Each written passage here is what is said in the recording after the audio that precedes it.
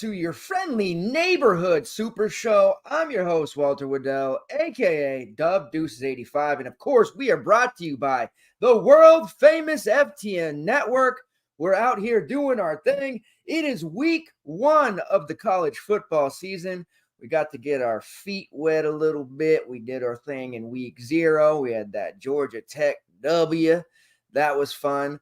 We're having multiple slates this week. We just got done with a very intriguing 9-gamer. These early season slates can be tricky, as you know, with blowout games galore. But one thing is for sure, Kevin Concepcion is a stud. And I know Travis Hunter of Colorado is going to get all the hype and all the chatter from the masses, and he was great tonight. But KC, my man Kevin Concepcion, my goodness, he is an absolute stud. Hey, Aquasaw, the super fan from NC State. You know what? You got a little nervous there, my brother. You got a little bit nervous there. Defensively, we're going to have to shore some things up. I do like what I saw out of that offense. Grayson McCall, Jordan Waters, my man KC. We didn't even see really a lot from Jolie or Noel Rogers, but we know they're going to be doing some things. What do you want? Got the cat in the background. Hopefully that's a good luck charm there. But yes, very fun, very interesting ownership. Before we get into it and talk about the slate breakdown and what we do here, just want to kind of recap tonight's action, which was fun. A 9-game slate. But I want to talk about rostership because that is really going to be the key to success, and it typically is in college sports DFS. In NBA, in NFL, you simply have to play chalk. When one player who is a starter gets hurt, you got to play that one-for-one replacement or you will be buried, and there's no chance of coming back like The Undertaker. That is not the case here in college football, nor is it the case in college basketball. Some days you will get blasted fading a piece of chalk, but a lot of times you can get away with it. KJ Jefferson was a massively owned play tonight. It wasn't like we didn't like him. I had a little bit of, Trent Whittemore there, but the running game was elite for UCF. Clearly, passing game is going to take some time there.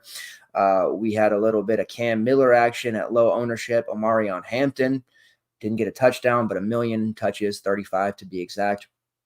See the way that we can play this. There's a lot of overlap in groupthink. You only need to be right about 1 or 2 of those conviction plays, and we're going to bring those to you each and every week. I think that is why you guys keep coming back time and time again. God, I love Kevin Concepcion. What an absolute stud. There was a lot of talk about how they brought in Rogers, they brought in Jolie, Waters running the football. KC's just not going to get the same level of touches. We can just throw any of that chatter out the window. Don't ever talk about that again. Never bring that up again. Casey's going to get 1 million, strike that, a zillion touches this year, running the football, although that was technically a pass. Short routes, long routes, just some really fantastic stuff going on there. Defensively, they'll have to shore up. If they're going to cash our NC State to the CFB playoff future ticket, they're going to have to play a little bit better defense. But get the jitters out in the first game here and get going on. If you're new to the Super Show, what we do here, we go game by game, selecting each. We talk about our favorite plays, anything that sticks out, any fades, maybe a little bit of ownership talk. If you have any questions, comments, concerns, please feel free to drop those in the live YouTube chat. I will also check in on Twitter. A lot of you have begun watching us on Twitter/X. Actually, it was like 75% of last week's viewers were from X, so I'll make sure to check in there as well. I will be flying solo tonight. There is no Jake Kuchek with me. We don't want to talk too much smack. His kids, doing the back to school thing, had to go to the meetings, meet the teacher, get class schedules, all of that stuff. And he had to go out to some, extracurricular dinner plans with some of the families. I will not give him a hard time too much. A little bit of an amateur. He's an amateur. I had 2 different kids' schools that I had to be at today for those class schedules, meet and greets, and all that stuff, and still got back here to sweat some NC State football and curse myself for playing Dorian Singer. But I'm here and I'm out here. We are starting 1 hour later than we normally would. Did have to do that, but we're here and we're going to break it down for you. 12-game main slate. We're going to focus primarily on DraftKings. Please make sure that you slam that like button if you aren't watching on YouTube. It helps us so very much. And subscribe to the FTN network, because not only will you be getting the notifications about the Super Show each and every Thursday night, but you will also get them for Saturday mornings live before a lock Q&A session that we will be having each and every week. And then, of course, all of the NFL action that our great team has. NBA stuff coming out, NHL, MLB still grinding through. We have a absolute amazing team, and there's a lot of fun things in the pipeline still to come. Nice thing about Saturday's show, 1 hour before lock, you guys can ask your questions on Twitter, on Discord, everywhere, in DMs. We do go through those on the show. Any late breaking news, depth chart updates, and this Saturday, because Jake's not here tonight, he will be joining me Saturday morning, so you'll get 2 for the price of 1 on the Live Before a Lock show, both of us giving our takes. My man Ack was still in the chat there. I love it. This is national stage, week 2 for KC against the Vols, hometown of Charlotte. Oh, yeah. You know, the big thing I wanted to see from the Pack tonight, you know, don't have any bad habits develop early. You know, the tendency going against a lesser team, you might get penalties, you might do some dumb things, but they were tested, and for the most part, they definitely, and especially in the second half, really, really looked like an elite level team. It went the opposite of what I thought. I thought the first half they were going to come out guns blazing, and they did get some scores there. But the second half, Jesus, Waters, once the Western defense wore down, it was a wrap. So going to be a fun one. I think defensively, there's going to be lapses on both sides, but that will be fun. I can't imagine fading Kevin Concepcion. KC, as we affectionately call him, he's probably going to be much higher priced. I don't know how much longer we'll get him below 8K, maybe even below 9K. Probably not very long, so we got to keep plugging him in there. I know Noah Rogers is going to have his big game. Jolie's going to do his thing, Waters, but right now it's KC or bust for me for the foreseeable future. All right, tonight I'm going to primarily focus, because it is by myself and doing the game-by-game thing. It does take time. So I'm going to focus on projected depth charts, anything that's finalized. We'll go through the slate itself, highlight any play, you know, quarterback, running back, wide receiver, still do the tried and true method that we are guaranteeing you every show.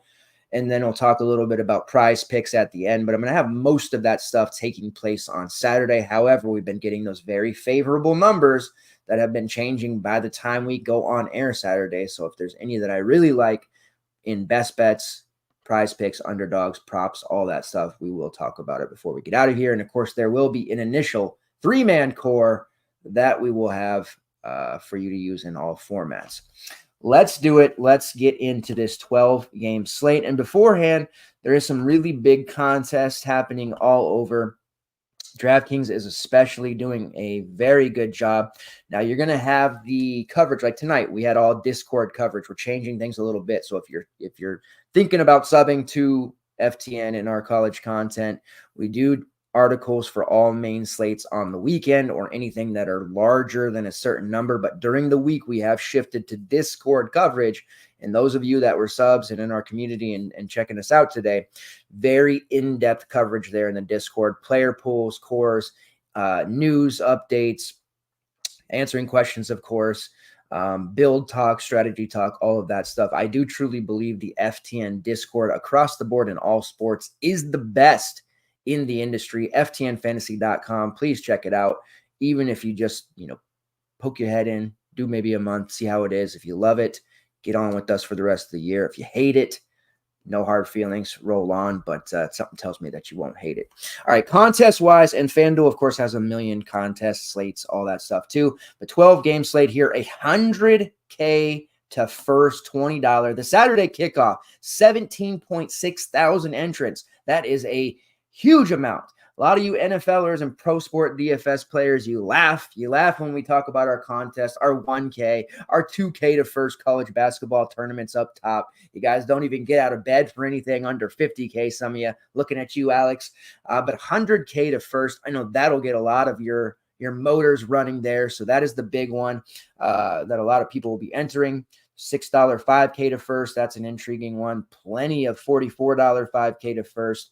333, which earlier tonight was a 50K to first. So there's a lot. I think Dunkel, shout out to Uncle Dunkel. I think he took that one down. Lots of stuff there. So college football is here. We're going to be getting large slates the rest of the way, especially for our mains, giving us plenty of leverage opportunities. And that's why I really wanted to harp about ownership just a few minutes ago. So we'll have the 12-game slate article. That'll be out in the morning. The afternoon slate, which is a 6-gamer, that is a bit of an overlap. That just is the afternoon games of the main slate. We don't have separate content for that. The 7-game 9 slate will be covered by Jay Kuchek in article form. Last year, I was covering that. He's back on the scene covering the night slate for us. And then we have the late night slate, which typically it's 2 games this week, but it kind of hovers between 2 and 5 games. That is one of the biggest edge slates of the day. By the time it rolls around, most people are gassed out, tired, not checking news. You get a lot of suboptimal lineups, people with zeros that aren't playing, throwing in dummy lineups, forgetting to go back and fix them. Not such a great one that it's a 2-gamer, but we do cover all of these slates. The grind does not stop for us. That's the main harping point I want to talk about for you guys who are checking us out for the first time. All right, first game on the slate we're going to cover here, the Clemson Tigers versus Georgia. Right now, we have Georgia 13.5-point favorites, total of 48.5. These are going to be lines lifted right off of DraftKings. Now, as much as I like Georgia and as much as I dislike Clemson, I got to say the 13.5 spread is either a no bet for me or a lean towards Clemson to cover. I think this one could be one of those games where scoring is coming at a premium. Defensively, we're going to see a lot of, physicality, and I worry that points won't be coming in droves. I do think that gives Clemson a chance to cover. I do not think they're going to win, but covering seems very, very high in potential. Maybe we can check out some Clemson alt lines later. Now, the annoying thing with Clemson, and specifically Dabo, the head coach, he likes to play these mind games. He doesn't believe in the transfer portal. He thinks that, that in this era, if you're delving into the transfer portal, you're some kind of, fake fraud, whatever. You're going to get left behind if he doesn't change his tune there. But also playing these mind games with the depth charts. So a lot of teams, not all, have given us depth charts now. We also have projected depth charts that we can go off of. As we go over the next 24 to 36 hours, we'll get a clearer picture of who's in, who's out. Just like tonight, things started to materialize. The rumors were coming out. Darius Taylor of Minnesota, we knew he was banged up coming into tonight. Then there was a lot of, message board chatter about him being out. He did end up being out. We saw Major come in there, a couple of other things. That news really becomes important as we go. So with Clemson and Georgia, we're going to have to keep an eye out there, but neither team going to be providing depth charts, at least officially right now. Now, the nice thing is the SEC just released something earlier today on all social media stating that they are going to be requiring teams to report injuries, announce starters, all of these things before games lock. Yahoo, hooray. I couldn't be more excited about that. Yes, it kills a little bit of the edge, but it also keeps us from landing on bagels or late season injuries. And that's really going to help if that's a requirement during bowl season. That's going to be extremely helpful because, half the time during bowl games, we don't know who's in, who's out, and it can be leading to much frustration. So that's an exciting thing there. So these games that these teams are playing, I suspect most conferences, the Power Four at least, will all go to this, and we will get apt news in a timely fashion in the very near future. So right now, don't have a lot in terms of Clemson and Georgia starters, but looking at it, we know who's going to be starting at quarterback for Georgia. We have Carson Beck returning there at 9-1. Now, similar to some of the higher priced quarterbacks today, and Shedeur Sanders threw for over 404. Not a big time rusher. Carson Beck definitely has the ability to score on the ground. We're not going to be looking to him as some sort of dual threat. So when you're talking about paying over $9K for him, it does become a little bit tougher because he doesn't have that dual threat upside. However, situationally, this is different as Georgia's not facing a team like Western Carolina, North Dakota State, Furman. They're facing Clemson. Game will be closer. That means 4 quarters out of Carson Beck. That means 404. Certainly a possibility, although I do think the run game is going to be doing some damage here on both sides. So ordinarily an early season Georgia game, not the best look for Carson Beck, but he's definitely playable here Needs a fairly high number to be worth it on a larger slate like this, but don't hate that as a play. At the running back spot here, we have a couple of different options, mostly GPP looks. Branson Robinson at 4.8 is somebody that I feel is pretty sneaky. He's dealing with some injury issues to the knee. He should be in, though. He's going to get carries. You have the Florida transfer Trevor Etienne, who's priced up there at 7.2, dealing with a potential suspension there. Did have some DUI stuff that happened in March. I believe those charges were dropped, but there was still talk about some disciplinary things happening. We'll see what happens with that. As of now, I'm just going to assume he's going to play. If not, do love Branson Robinson as an upgraded play there, possibly even a main team look. You also have a Roderick Robinson in the mix, who is officially listed as doubtful. That's due to a toe issue. So a ton of injuries to this running back room. A lot of news we're going to have to check into, but the sub 5K price tag for Branson definitely has appeal to me. At wide receiver for Georgia, you have Lovett there at 6.4. I'm just okay about that price there on Dom Lovett.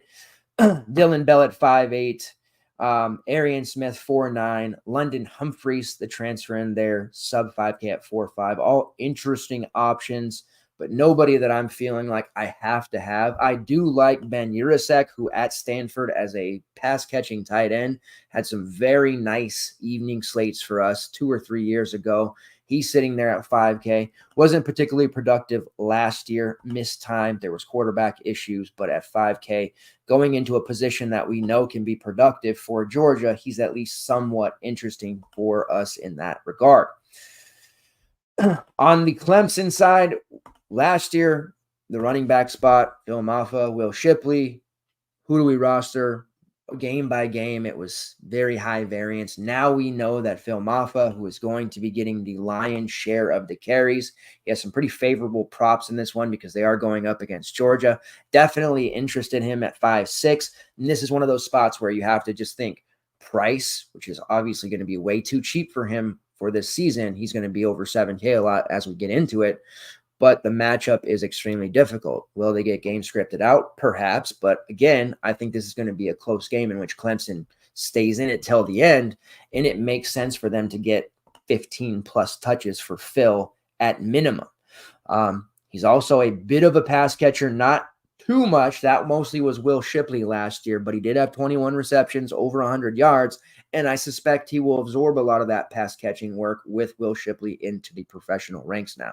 So we're talking about a situation that we don't get very often because there's committee backfields in 90% of college football programs now. But this is a situation for Clemson with Maffa that we have a guy we know is going to get the lion's share of the carries. But DVP, perhaps not great. Versus cheap price, you decide. I think he's definitely a solid play, and I think he'll have some popularity on a larger slate like this to where we're talking double-digit ownership numbers. At quarterback, Cade Klubnik, new thinks at 7.9. He could be 6K, and I probably would still say the same. Not a huge fan of his. I expect 30-plus pass attempts. So there's going to be volume there. The price is somewhat interesting, but just not cheap enough for us to really pull the trigger here against Georgia. And then as far as the receivers go, always like tight end Jake Brenningstool. He's sitting there at 4.4. My favorite showdown play whenever Clemson's on the slate. You guys always hear me talk about that. There is the 4.3 price of Tyler Brown, probably for my money, the best or most talented receiver in the room this season. Those would be the two that I'd really be looking at. But again, if I'm using anyone from Clemson, it's going to be Phil. Not really looking to the passing game whatsoever. The price of Brown is definitely intriguing. All right, moving on here. We're going to try and be efficient because it's just a solo. Virginia Tech versus Vanderbilt, total of 48. Right now, the Hokies at minus 13.5. I do like a potential cover for what it's worth. Love the Hokies in this spot. I think we'll see quite a bit of popularity here for them. Going into, let's pull up the right depth chart here. All right. So at quarterback, we know it's Kieran Drones, the Kieran Drones show. Dual threat extraordinaire, definitely a quarterback we want to look to. He's priced at 8.3. This is a good thing. Last year, a bunch of times priced between 6 and 7K. It would be an absolute no-brainer if they dogged off his price at 6K this year. So I'm happy that he's 8.3 because it's enough to make people have to decide. Has that rushing upside, has a really, really good receiver room. So we have a guy here who could be, 50 plus rushing yards, a ground score or two, throw 2 or 3 passing touchdowns. Like, this is going to be a fun game. I think the over is in play, and I think the Hokies can also cover as well. So definitely high on Kieran Drones, and he's somebody that's going to be pretty much at the top of my quarterback player pool on this slate. There are 2-3 QBs that I'm leaning towards. He's definitely one. At running back, love Bayshale Tootin, and the initial depth chart here, or what we expect, Tootin will be the starter. Malachi Thomas, who is timeless, has been around for conceivably ever, still backing him up there. When you look at the actual price points here, Thomas only 5.2, but that's not going to be cheap enough for the backup, and especially when you consider the fact that Tootin, and after a couple weeks, after week 1, we're going to have the running share, target share, snaps, all of that stuff for you guys. Tootin's going to dominate those out of the backfield. Thomas will certainly see work, but we're talking about Tootin getting 20 plus touches in some form or fashion, whether that's 3 to 5 targets as a pass catcher or 18 plus carries as a running back. Love is priced at 6.5 because, again, it's one of those ones where people have to think about it. It's not a no-brainer putting him in at 5K like Jordan Waters today. He's also not priced at 8K where it makes it extremely difficult to get to. People will ask, can I play drones with Tootin? I think you can because of that pass-catching upside that Bayshul has. Now, he has some props, combo yardage, especially when PrizePicks or Underdogs this season. We're going to be looking to hit those overs a lot. Last year, 27 receptions, 240 yards, 2 touchdowns as a receiver, also rushed for 863 yards, 5 YPC, 10 touchdowns, total of 12. Bayshul Tootin is going to have a big season. At wide receiver, the expectation here is Ali Jennings, a healthy Ali Jennings who has the potential to be a star, Daquan Felton, and Jalen Lane. Those are the 3 starters that we're looking at, and then Benji Gosnell at tight end. Also in the mix, Steven Gosnell, the backup to Felton typically, will also be in the mix there. Looking at the prices, Jennings at 5.6, there's major GPP upside there if he comes into this one healthy.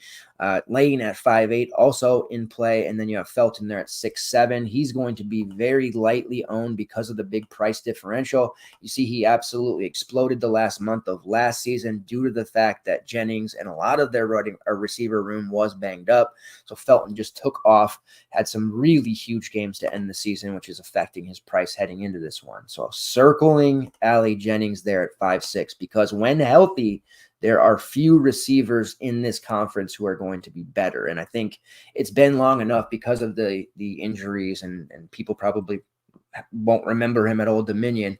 So it's going to be one of those situations where people are just going to forget.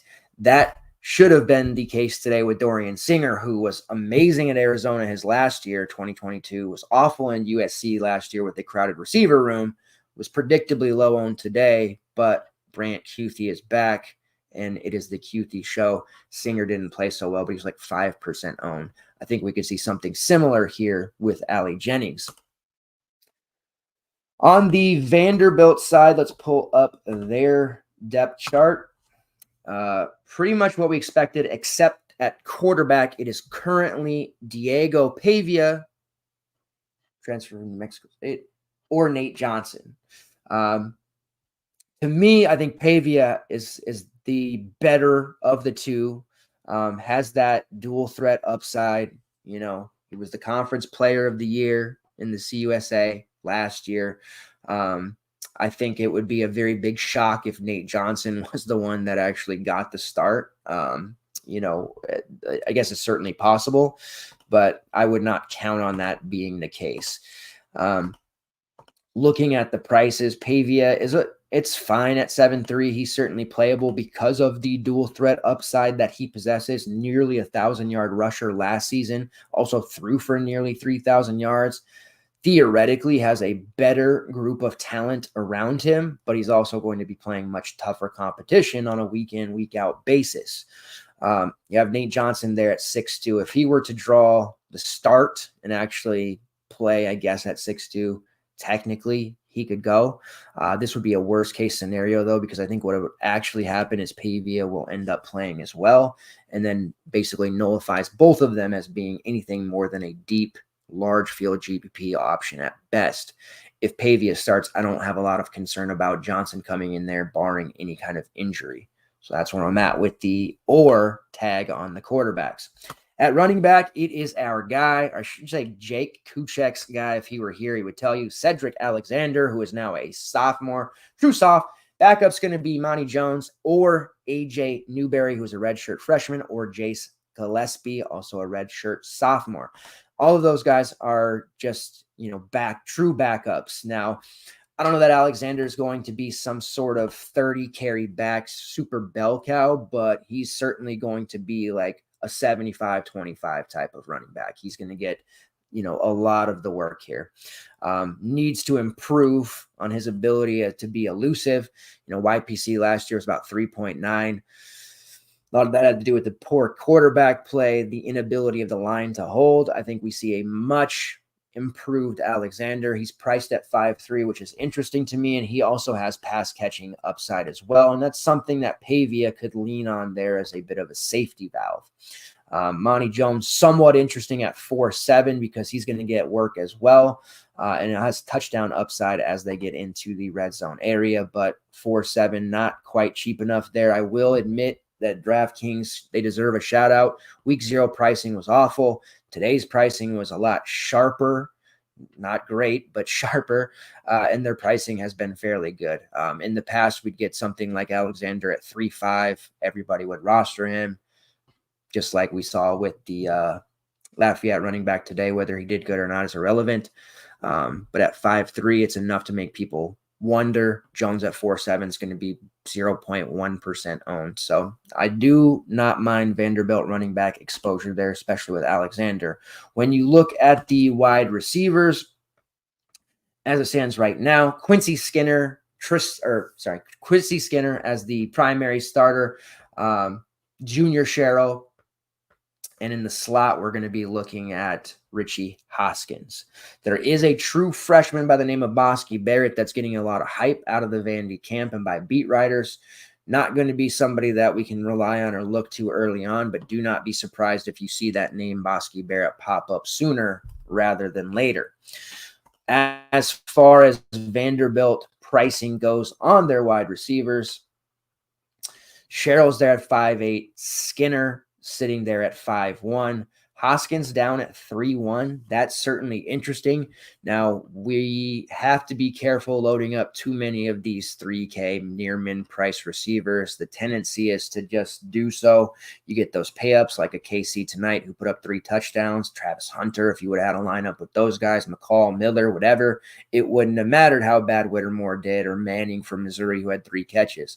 Just looking to avoid the bagel at these prices. But Hoskins, it's a legitimate chance to play a fair number of snaps, and at 3.1 in the slot, somebody who has PPR upside, I am definitely going to be interested in Hoskins. And I do think we'll see chatter on him over the next 24 to 36 hours start to rise through the industry. So I think it's a mini stack for Virginia Tech here. Vanderbilt-wise, I do like Alexander. I would be on Pavia as a GPP look, but I don't think there's going to be too many cash plays here. Although, if I need that value, and I will because there's some payups that I really want, Hoskins at 3.1, at least as a starter, we can look to. All right, moving on to the next game here, Penn State versus West Virginia. I have a lot of high hopes for both of these teams, but I'm worried about being let down by Penn State in DFS all season long. Not so much West Virginia, but I also feel like I think that West Virginia is going to be a much better team this year than maybe they actually will be. but I think they're going to put up some huge stats for us. In the Penn State depth chart, no surprise, Drew Aller is going to be the starter there.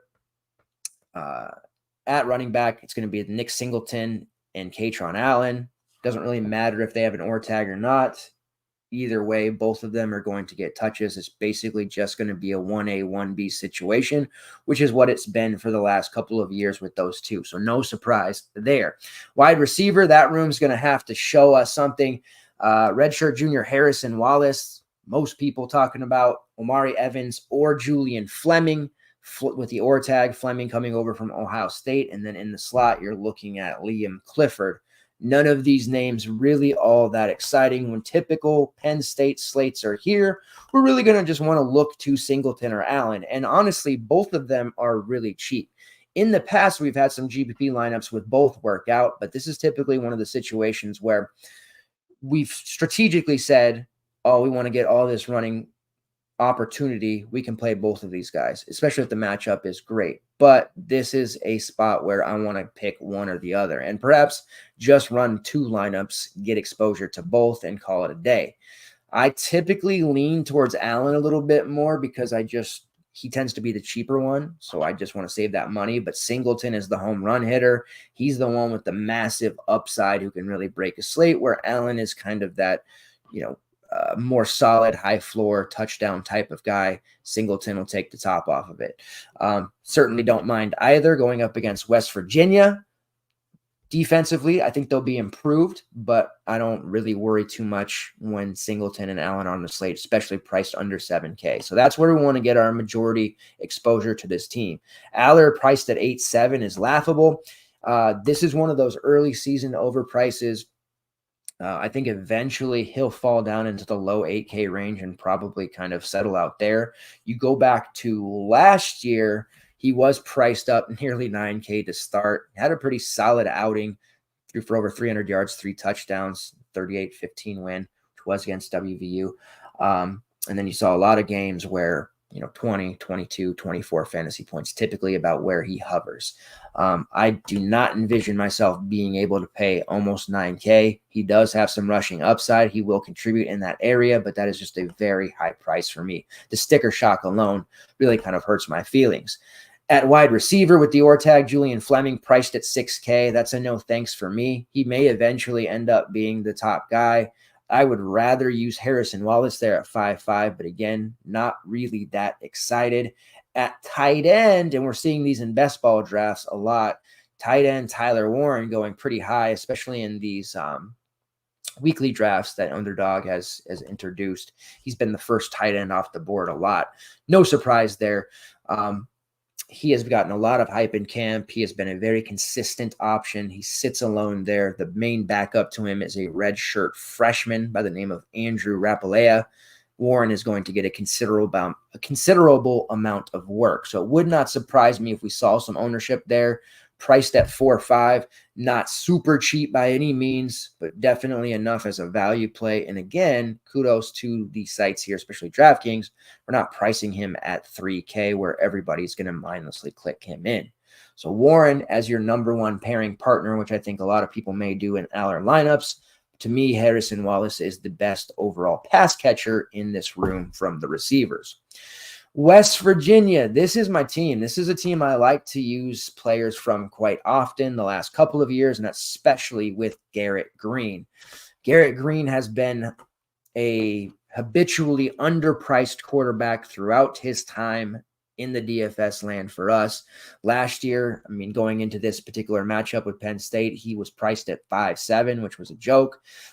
He eventually got up as high as 9K by season end, and you see he's starting things out here at 8.1, still a playable price. Has that rushing upside. This is a player capable of racking up 100+ rushing yards, but also throwing for 250+. Look back to last year, over 2,400 passing yards. His completion percentage, not great at 53%. He did take a lot of shots downfield. 16 touchdowns there, rushed for 770 yards, rushed for 13 touchdowns. So we have that dual threat upside with Garrett Green, and I'm definitely going to be talking about him a lot this season, which is really no different than last season whatsoever. It's just more people have realized he's actually good. At running back, this is where it might get a little bit tricky because multiple guys are going to get touches here. And I think the main assumption is that Jaheim White's just going to be the guy, and he certainly is going to get a considerable amount of work. But coming into it here with the initial depth chart that we saw a couple of months back and what we're seeing coming in here, there was the OR tag on White and CJ Donaldson. And that to me seems like it's going to still be the case here, regardless of what that ends up being. If White's the de facto starter, Donaldson's going to get work. It's not like it's going to be an 80-20, 90-10 type of situation. This is going to be probably a 1A, 1B situation. Now, White exploded onto the scene last year. Donaldson, minor injuries, ineffectiveness, confidence issues, all kinds of stuff that kind of hurt him at times last year, especially late. But you saw, games like against UCF last year, 17 carries, 121 yards. Against BYU, 14 carries, 102 yards. He had 2 different runs over 30 yards in those games. He is a really big home run hitter. He's only priced at 4.8. The way I would play this, because it gets a little tricky, this is similar to UCF in that they have a couple of running backs who can get it done. They have a true dual threat quarterback like a KJ Jefferson, like a Garrett Green. There's going to be somebody left out in the cold here on a game-to-game basis, perhaps. So that makes Donaldson more of a GPP look, because I think there's going to be games where, he gets 8 or 9 carries, but he generates less than 30 yards, puts up 5 fantasy points, just a complete dud. But then there's going to be games where he hits that 35-yard rush, he scores 2 touchdowns, whatever it is, and then just explodes that price. So we're going to kind of play it like the stock market here. I know it's cliched, but we'll want to play Donaldson probably coming off of some bad games where the industry is sour on him and looking at him as a value option for GPPs right now. But there will be matchups and times where I'm comfortable using him as a main team look. Jaheim White is priced at 6.4. Penn State defensively, they are nasty. They can get after it physically. So I'm not necessarily just plugging in a wide or a running back here from West Virginia mindlessly and confidently saying they're going to both get it done. I think that might be a little bit of a silly thing to do. But looking at it, White is probably the guy that we'll see the most ownership for amongst those two. But I am interested in both. Last year, Donaldson rushed for 81 yards and a score on 18 touches against Penn State, which is a serviceable number, priced right around the same at 4.7. Wouldn't hate that fantasy total from him there, but my preference would be to play Garrett Green outright and leave his running backs on the sidelines for this week. We'll see how that shakes out here, but that's my initial feel. At wide receiver, certainly a fan. You've got the big play threat in Hudson Clement. You have Jaden Bray transferring over there in conference. Rodney Gallagher, the third, another player getting some hype there, expected to be at the top of the depth chart. And then you have Preston Fox or Traylon Ray, both players capable of getting it done. And at tight end, I expect Cole Taylor to be the primary option there. Running down the prices, Hudson Clement at 4.4 is a great pairing partner with Garrett Green in large field GPPs. He can absolutely one touch, take it to the house. He has done it in the past. He had that game against Duquesne's last year where he had 5 receptions, nearly 200 yards, 3 touchdowns. That was obviously more of an anomaly game, but that just shows you what he can do. Against Houston in the middle of the season last year, he had a 50-yard touchdown reception. Not a big PPR guy. Not a safe floor by any means, but we're talking about a guy capable of catching 3 passes, 90 yards, a couple of scores, really just obliterating that 4.4 price, but also 1 catch for 12 yards, very much in his wheelhouse as well. So you have to tread carefully there, but he is definitely my favorite in terms of upside. 3.8, you have there Traylon Ray. Regardless of him starting or not, he is a relatively safe option, more safe than he probably looks if you go into his game logs. I expect him to be much more involved this year and have a bit of a strong connection with Garrett Green. At tight end, I mentioned Cole Taylor. I'm a big fan of using tight ends. A lot of people don't like to use tight ends unless they're forced. That's why we got Jatavian Sanders solo owned 2 years ago until people figured it out. Don't mind Taylor at 4-4. He's probably priced about where he should be this season. He'll be about a 5K tight end on a game-to-game basis. PPR look there, 3 to 5 catches, definitely possible. Not the same level of upside of some of these other guys, but in the red zone, certainly a guy that Green will look to, so that touchdown upside is there. At 4-7, you have Preston Fox, another guy capable of big plays, maybe a little bit of a safer floor than Hudson Clement. Don't mind him, but honestly, I would just take the small discount. And then you have Bray coming over there. Had a fairly decent season, priced at 5-4. He's probably at the end of the preference chart there for me. When I talk about a group of receivers in the article in our player pools, usually like to list them in order of preference. Bray would be behind Fox, Clement, Ray, and Taylor for me, for what it's worth. All right, moving on. Kent State versus Pittsburgh. And we got some news out of Pittsburgh today that is very interesting we want to talk about. But first, let's go to Kent State. Is there anybody, this is a team that in the past put up some huge points. They had that fantastic offense for DFS purposes. The architect of that went on to Colorado. Now he's gone elsewhere. Kent State had their struggles last year. When you look at their roster from top to bottom, there isn't a lot that's going to make you particularly excited.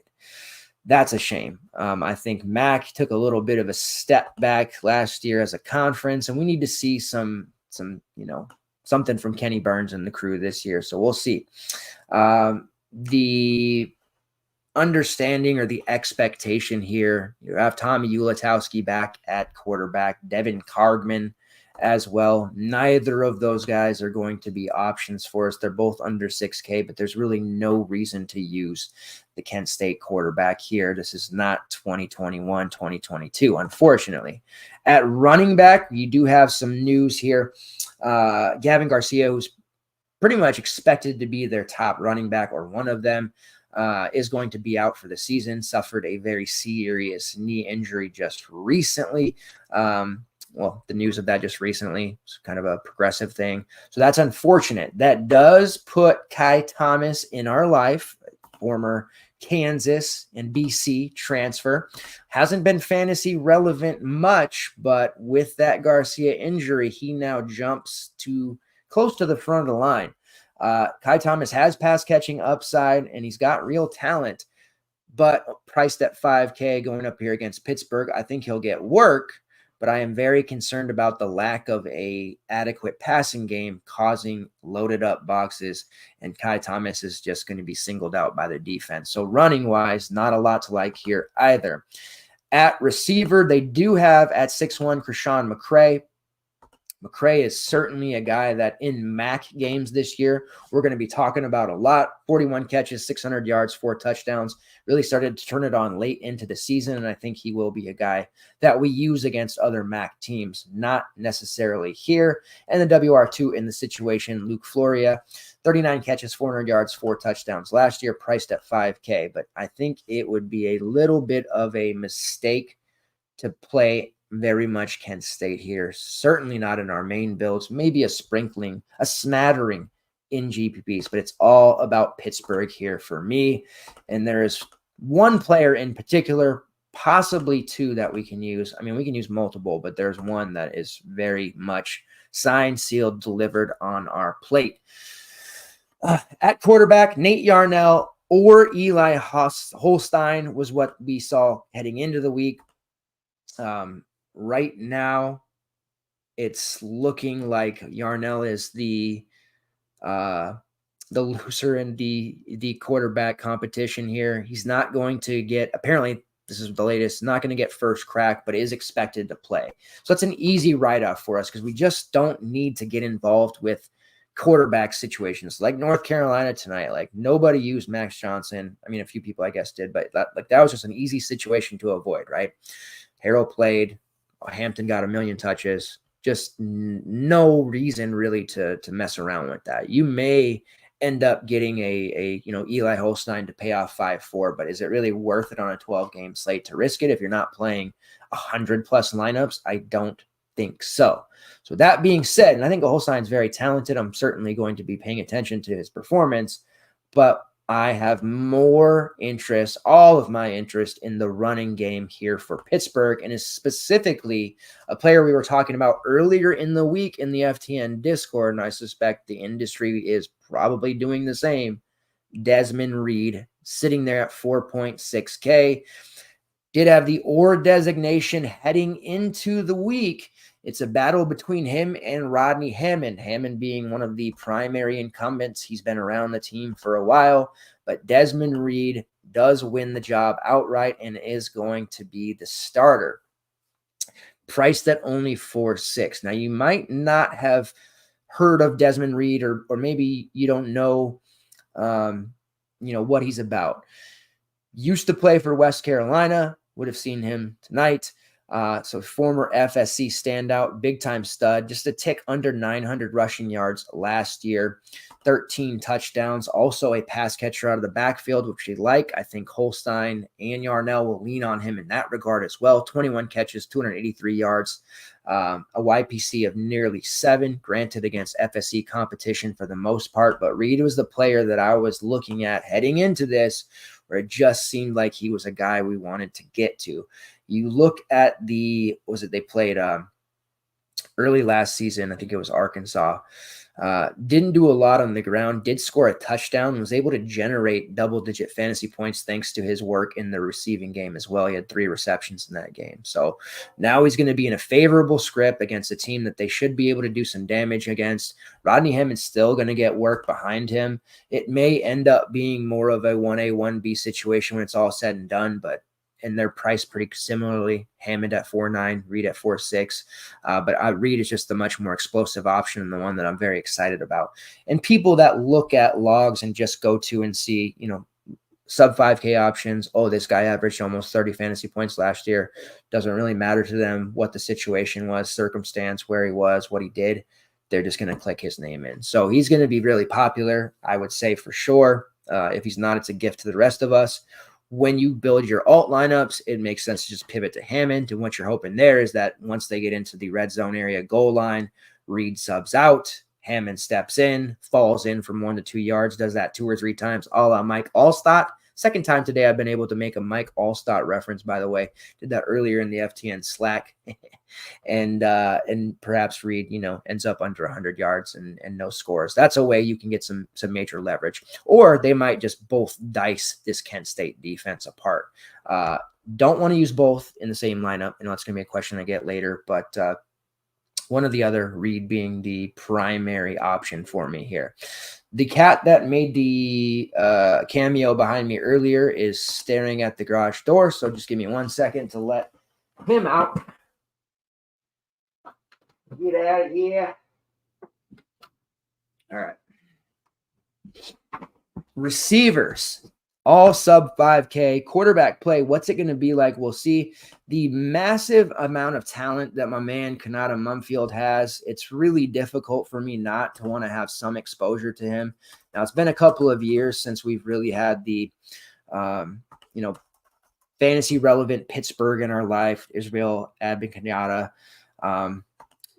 receivers. But Kanata Mumfield is a guy capable of putting up huge numbers. He's been with Pittsburgh 3 years already. It's crazy to think. His freshman season was spent at Akron. 63 receptions, 751 yards, 8 touchdowns. That was a huge freshman season. That got him the gig here at Pitt.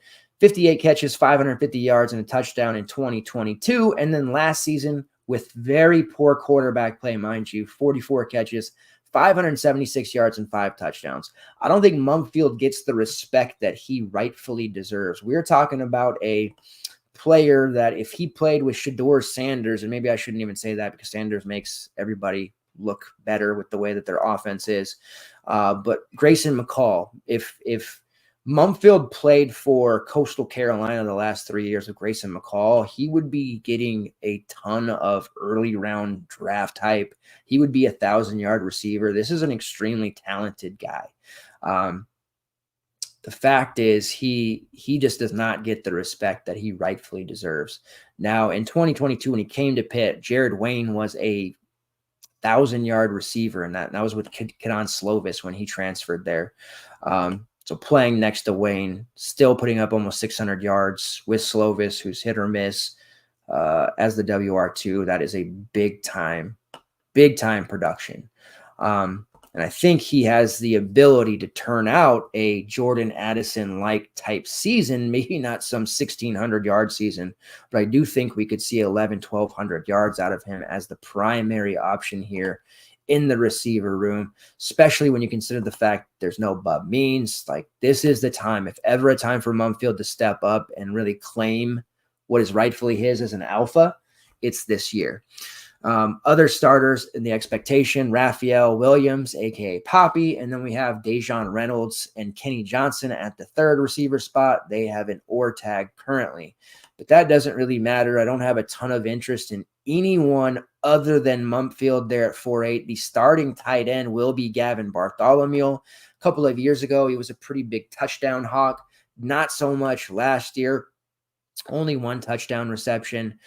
There is some merit to him seeing increased targets here early as Holstein perhaps looks to the tight end as a baby blanket. We have had a pretty successful amount of luck with that strategy, leaning on tight ends with newer or inexperienced quarterbacks.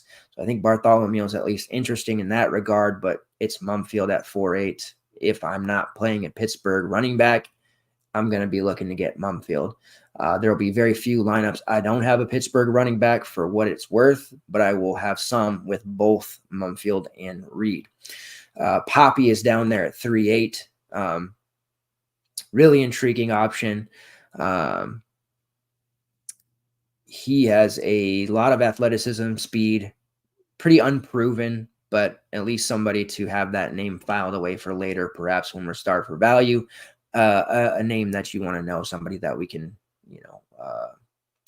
deploy later on. All right, moving on to the next game here, UConn versus Maryland. Oh, and by the way, it is a 24-point spread in favor of Pittsburgh, so very much favors Reed and Hammond, total of 55.5. All right, in the UConn-Maryland game, this is a spot that's hard to trust either team, certainly not the Terrapins. They are 20-point favorites with a total of 44.5. Maryland has just habitually let us down time and time again. It has not been a very fun experience with Maryland, despite the fact that they have massive talent in the receiver room. Each and every year, it's been the same, and that's kind of the case this season as well. Looking at it, the quarterback competition has been between Billy Edwards and NC State transfer MJ Morris. Both are over 7K. That's a hard ask for me. The fact is, I need to see Maryland put it together for a game or two here early on and really kind of get that pecking order established before we can really look to paying that kind of price tag for either Edwards or Morris. Running back expectation here, Roman Hemby. He's at 6K. That will be their primary guy. He has major upside. We know that. He's had 100-yard games. He's had 15-yard games, all because of that passing offense with no consistency, which has really hurt Roman Hemby throughout his career. Big-time pass catcher out of the backfield, 38 receptions, 350 yards, 3 touchdowns. So that upside there as a pass catcher gives him double-digit touches quite frequently. We can expect a floor of around 15 to 18 actual touches, which is fine at 6K against UConn, especially when they're a 20-point favorite. Again, I will believe it when I see it, and that's kind of what I said with Utah running backs today, Minnesota running backs, pre-Darius Taylor injury. Some of these teams are just going to have to prove it to me, and I take more risks than your average person. I'm a little bit more forgiving as well, but I am not ready to come to terms with playing Maryland in my main lineup, at least right now. As far as Hemby's backups, been there a while. Colby McDonald, 3.7, maybe an interesting GPP dart there for one of your deep, large field alt type of builds. Otherwise, let's look to this wide receiver room where we have a group around Caden Prather, Ty Felton, and Octavian Smith. At tight end, Preston Howard and Dylan Wade. Caden Prather, really the guy to look at, priced accordingly at 4.9, which is the highest priced receiver on the team, but obviously value at sub 5K. You have Ty Felton at 4.8 and then Octavian Smith at 4.1. Felton, solid look at 4.8 there, 700 plus receiving yards a season ago.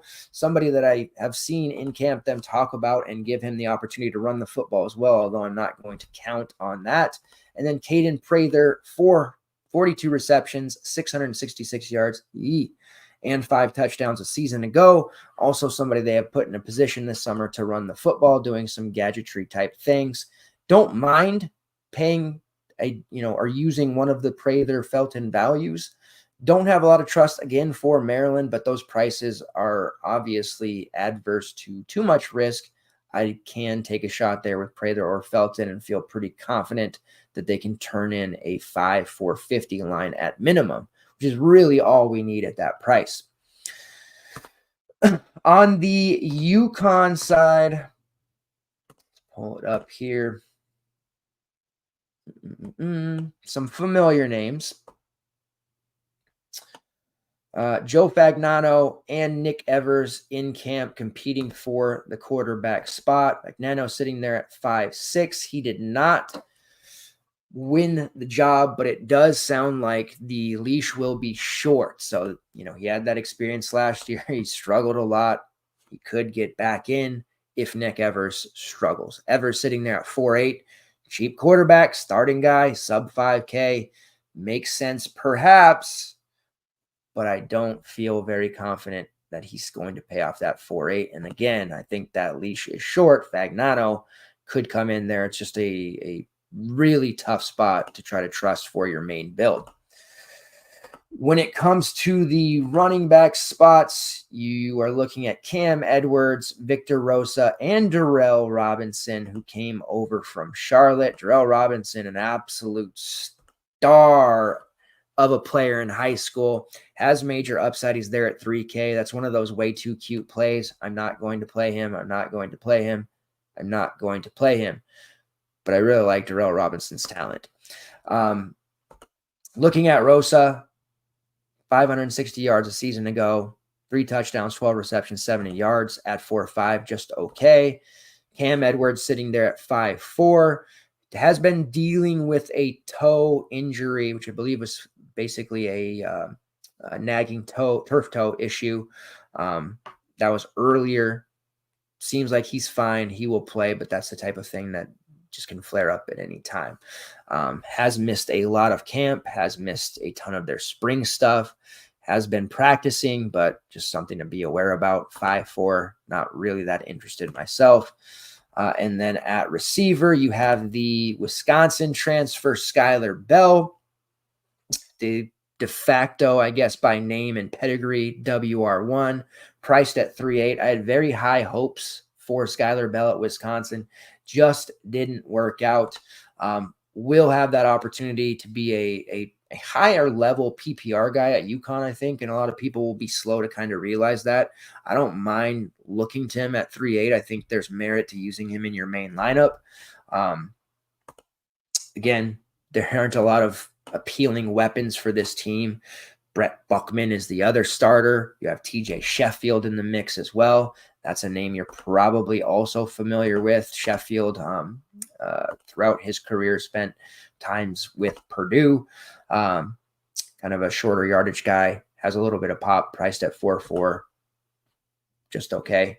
And same with Josiah Gathings, who spent time in the MAC last year as a member of Akron, one of their top 3 wide receivers. So they have some name value guys that you're familiar with here, but quarterback's going to be an extreme problem. And I think running back is going to be a difficulty, or there's going to be difficulty at running back for UConn as well. It's just a really weird game because I don't trust Maryland, and UConn just doesn't look very good.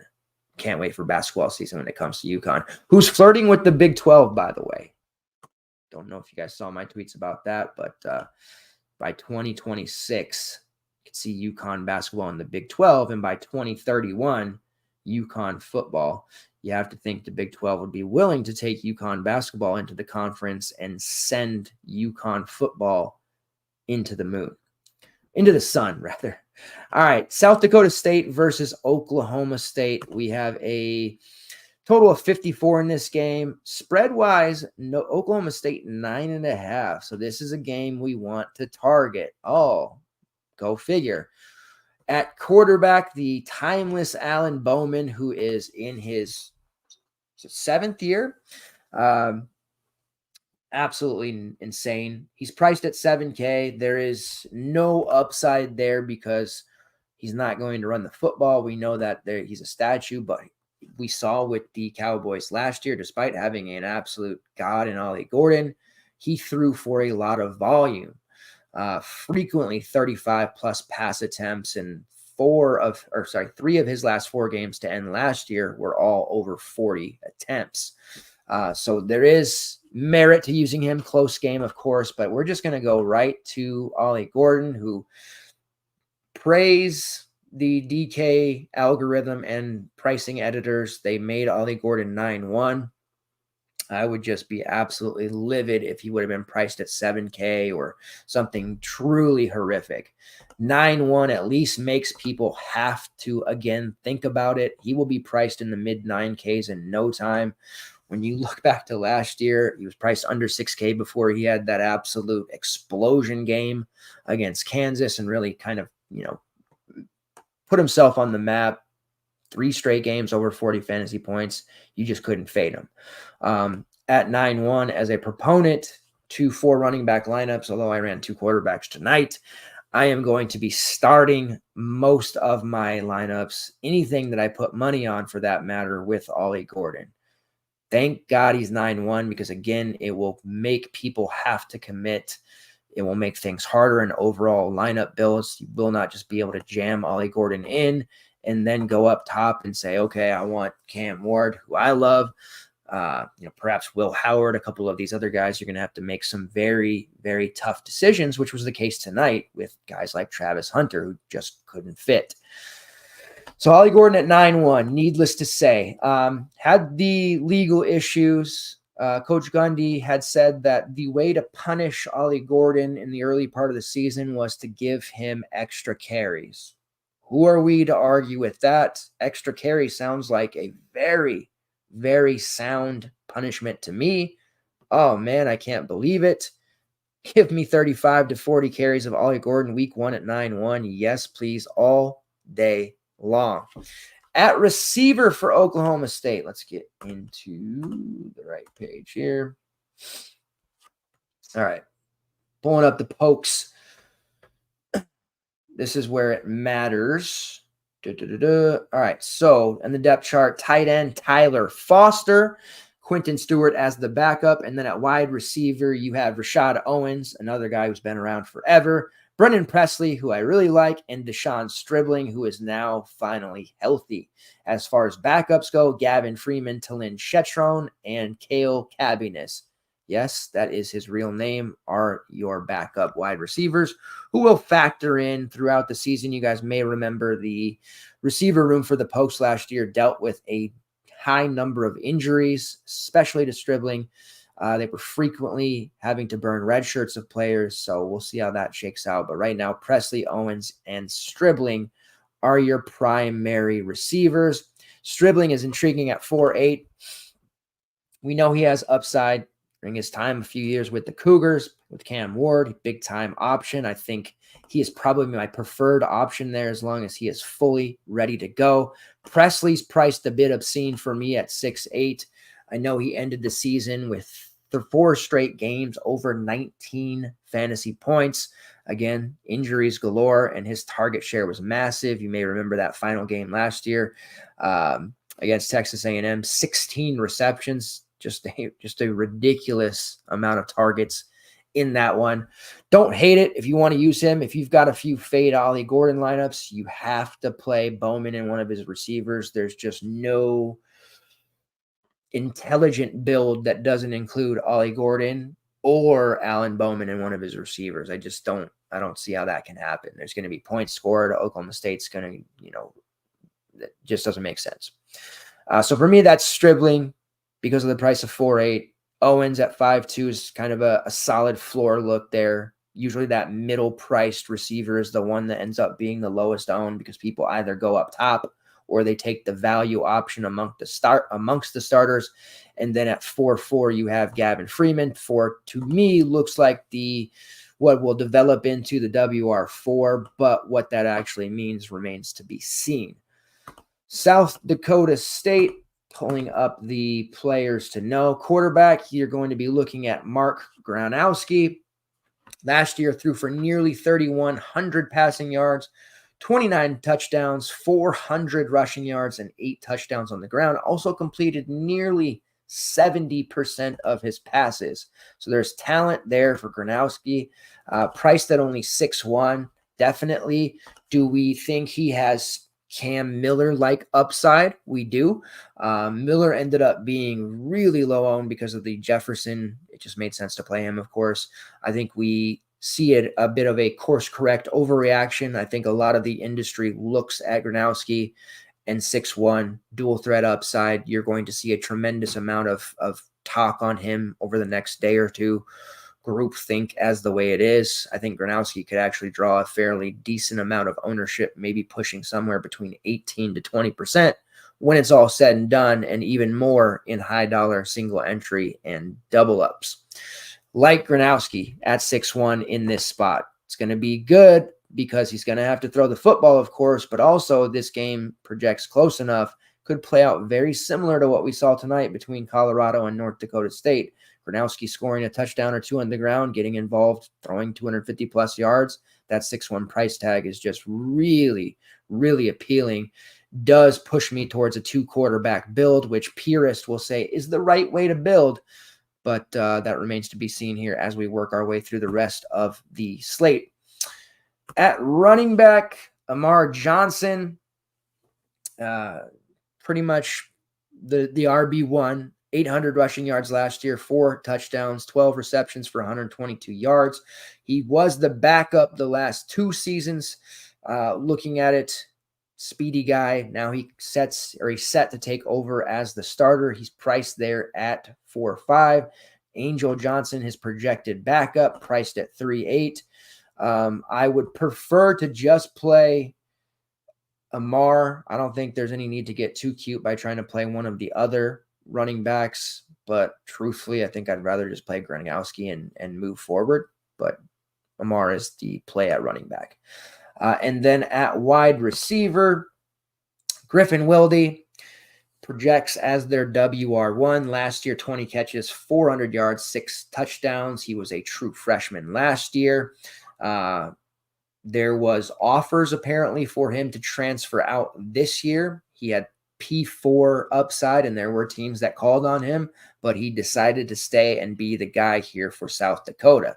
And a guy that decides to spurn that NIL offer from a bigger school is doing so, obviously a sense of loyalty, but also the fact of the matter is he's going to get a biblical level of targets. He's not coming back to be a 20 catch, 300 yard guy. No. He is here to be a absolute star at this level. And I think next year you see him probably take a higher level transfer spot at a upper tier P4 team instead of probably some of the lower end ones that were offering him this year. Only priced at 4-8. You want a pairing partner for Gronkowski. It's not necessary, but if you need it, it's Wilde and it's nobody else. 4.8K. No reason to try anyone else. There are some looks here. Sub 4K guys, but just getting way too cute there. Play Wilde if you want a pairing partner. Run Gronkowski naked if you want. Amar Johnson, certainly viable as well. A mini game stack of this one with Ollie Gordon, Gronkowski, and Wilde looks very, very good to me. All right, moving on to the next game here. We have Colorado State and Texas. This is a total of 60 and Texas 32-point favorites. Where's the respect for Colorado State? Where's the love? I do like Colorado State in this spot. Braden Fowler-Nicolosi is going to be the starting quarterback. That should be no real surprise for anyone. He was in that role last year. It came out that he turned down some NIL deals that would have paid him a pretty handsome amount of money, which is I guess somewhat surprising to some. When you look at the season he had, it was solid, but imagine, paying $750,000 for Fowler Nicolosi, but he's betting on himself, and he's going to have a relatively big season, I would say. 22 touchdowns, 16 interceptions last year, 3,500 yards. Priced at 6.5, will have to sling it here against Texas to keep up. I would expect 40 plus pass attempts. Yes, 40 plus at 6.5. Perhaps more of a GPP look. Would I rather play the South Dakota quarterback in my main and Gronkowski?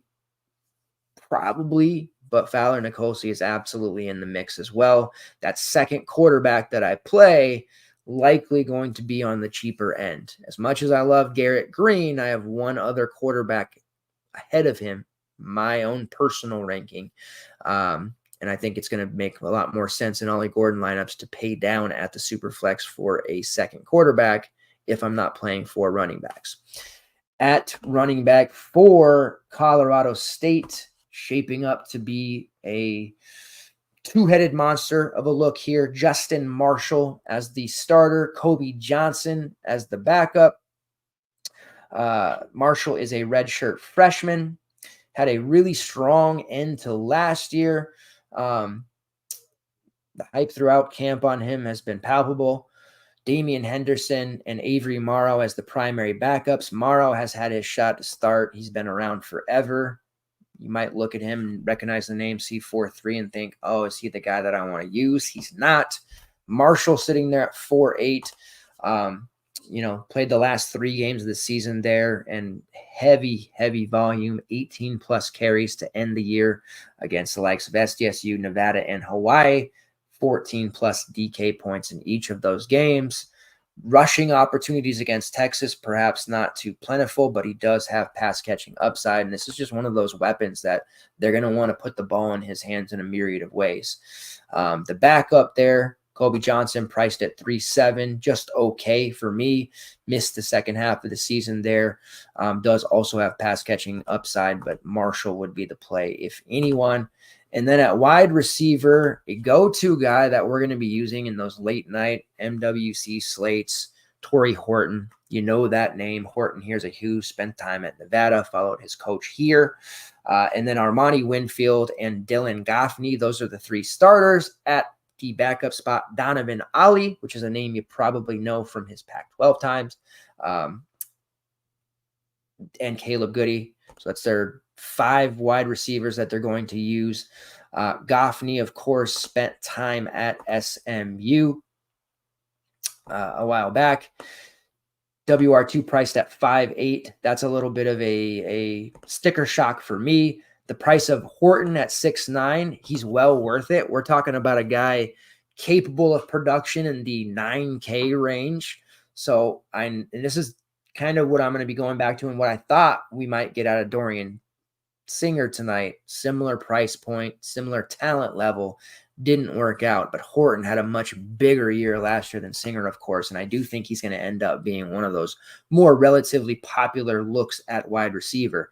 96 receptions last year, 1,100 yards, 8 touchdowns, just a big DFS target for us. Again, I don't think there'll be a time we ever really fade him on any of those late night slates. He's going to be priced at 8K here when it's all said and done.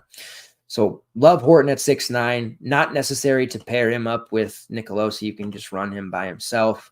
Ollie's down there at 4K. He'll contribute. Just okay. Caleb Goody at 3.4. He's had a decent camp. Winfield at 4.4, not really that interested. Goffney at 5.8, again, too priced up. Really just looking at Horton there and Marshall at 4.8. Now, the quarterback, running back, wide receiver stack, which isn't usually something we see or not really advisable when you're talking about NFL, but it works a lot in college football because of how involved those running backs are, not only as pass catchers, but we frequently see multiple touchdowns scored. Everybody can get theirs. And that was the nut trio tonight on NC State with Waters, McCall, and our man KC. Possibly something similar with a stack in Colorado State with Nicolosi, Marshall, and Horton. I don't think I'll get there with them, but I do think that's a pretty high level GPP look there, especially when you consider the fact that Texas is probably going to get out to a sizable lead here, take advantage of some early mistakes, and then we're just going to see Nicolosi drop back and wing it time after time. But yeah, Horton is I'll stop short of calling him a must play, but he's definitely near the top of my wide receiver list. Texas, you have Quinn Ewers there at 8-9, and the boy Arch Manning at 8-6.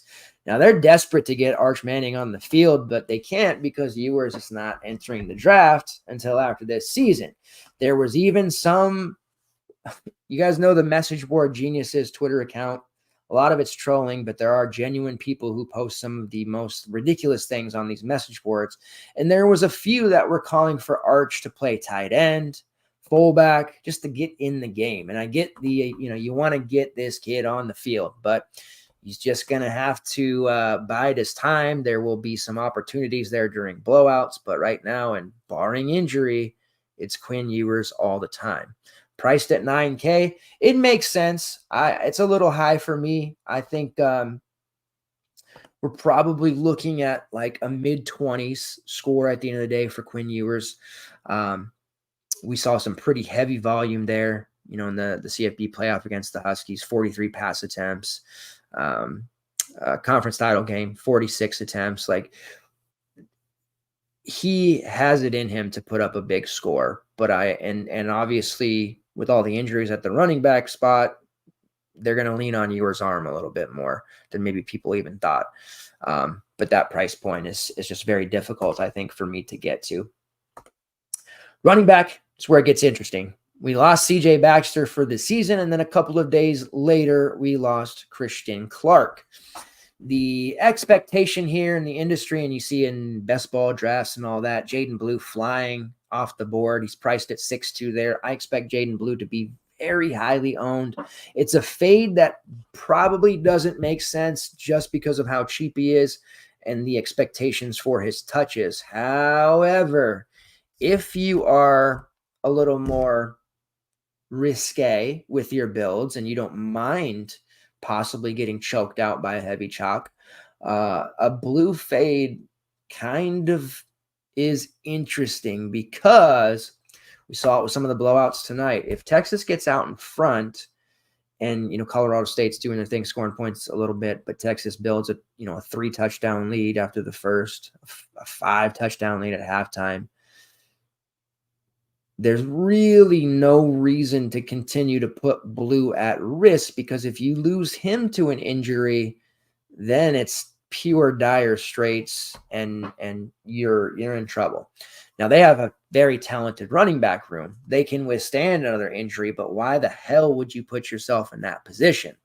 You have the expected backup there in Quintravian Wisner. He's okay at 4.5. The name I have been hammering into the Discord and on my various socials is Jarrett Gibson, the exciting youngster, one of the top running backs in this past class. He's priced at 3.8, and this is one of those plays that can really punish you because it's cute. It might be overly cute. Is it necessary to play a 3.8 Gibson when you have Blue at 6.2? Because even if Blue just gets that first half, look at what Harvey did. Harvey ended up playing the whole game, but Harvey in 11 carries today for UCF went absolutely nuts. All the running backs did. So he doesn't really need a heavy volume to pay off this 6.2 price. It's just a smidge in the wrong direction lower that it's just very difficult to get away from. And I have struggled with that decision this entire week looking at this pricing, because I thought coming into it, I want to put my plant my flag and I want to fade Jaden Blue, but I was kind of hoping he'd be priced at 7.5, something like that. 6.2 is it's going to be hard to get away from. Gibson at 3.8, I think it's a no-brainer tournament play, which is very easy for me to sit here and be like, just play multiple lineups. But I'm very, very close, dangerously close even, to playing Gibson in my main lineup. And I am a player that got burned. It was an okay night, honestly, because about 140 cash single entry stuff. I had a lot of Andrew Paul, which was looking back a really dumb play. I got enamored with the fact that he transferred from Georgia and read some beat reports that he was going to get a lot of work, and he didn't. And that could very easily happen to Gibson here. And on the same token, they want to protect Blue. They're going to want to protect Gibson as well, Wisner. So we'll see how it shakes out. But Jarrett Gibson at 3.8, I at least want some exposure. That's the type of play that I'm just going to feel very bad about if I don't. And I truly believe by the end of the season, Gibson is getting the RB1 carries over Jaden Blue. Whether that's a hot take, whether that's controversial, time will tell. But Jarrett Gibson to me is a star, and I think he's going to have to grow up very, very quickly. The plan originally, obviously, with Baxter and Clark and Blue was to take it slow with Gibson, give him time to, get a couple carries early, learn behind those guys, and come into next season ready to go. But he's going to have to grow up quickly, and I think he has the talent, the pedigree, the ability to snatch that job away from Blue if he falters at all. If fumbles become an issue, injuries, God forbid, any kind of misstep, I feel like Gibson is going to be breathing down his neck. And this might be a play that it's too early to pull the trigger on, but it's one of those names I want to kind of put into the clip there and make you aware. Because Jarrett Gibson is going to have a slate-breaking performance more than once this year, and you're not going to want to be late when that happens. All right, at wide receiver, there are a lot of them. Isaiah Bond, Matthew Golden, Silas Bolden, a lot of transfers there. The second tier and backups, Ryan Wingo and Jonte Cook, along with Ryan Niblett.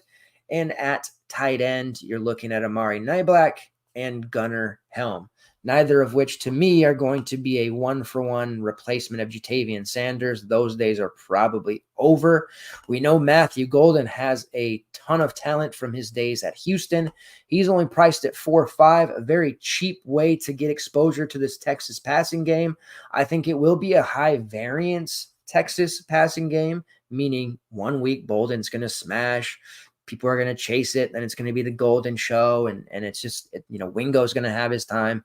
So it's certainly not a easy click in on any of these guys, but Golden, at least at 4.5, takes a lot of that risk away with how cheap his price is compared to Isaiah Bond at 6.5 and compared to Silas Bolden there at 6.2.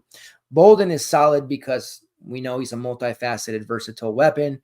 During his time at Oregon State, they used him as a running back, short yardage stuff. He got, really, really big season there, and they used him in a variety of ways.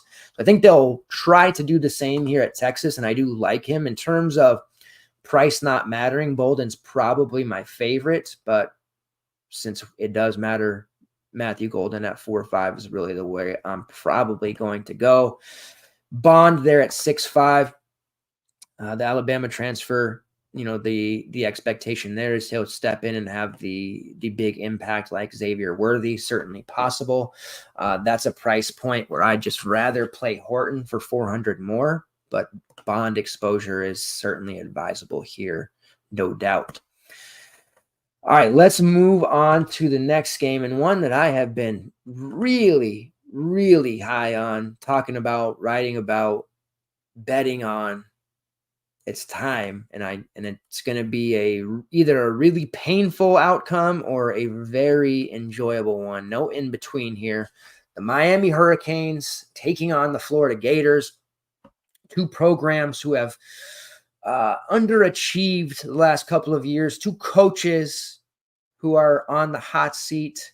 Now, I am much higher on Miami, and I think that they are a team not only capable of winning the ACC outright, but capable of making and winning a game or two in the expanded CFB playoff. And those are future bets that we talked about a couple of weeks ago.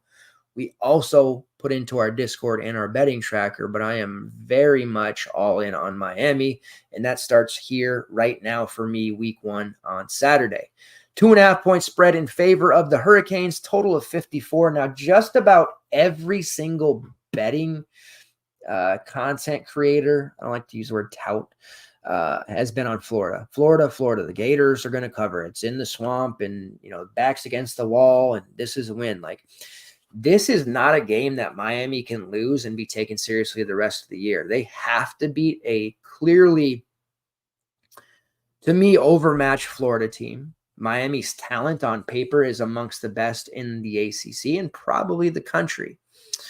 There is really no reason that they should not win this game against Florida unless they beat themselves. Mistakes under the Cristobal era have been a hallmark. Turnovers, penalties, dumb mistakes, poor play calling. Tyler Van Dyke went backwards under Cristobal. That's just a bunch of stuff they have to put behind them, and it starts now. And if they're going to have a serious run at the playoff and the conference, they simply have to mop the floor with Florida. We'll see if it actually works out. Again, I'm one of the few in the industry, it seems, that actually thinks Miami will win, and I'm perfectly okay with that. I live my life on the leverage side of things when it comes to sports, and that's a perfectly comfortable spot for me. So I have obviously bet Miami -2.5. I have taken numerous amounts of futures on Miami. I'm very comfortable with this Hurricanes team. And if they drop this first game against Florida, all of that goes out the window. And I'll be eating my words against the rest of the world who is on the Gators right now. Miami's roster, let's talk about it. It's uber elite. Cam Ward comes in from Washington State, formerly of Incarnate Word. Emory Williams as his backup. Two guys capable, high athletes.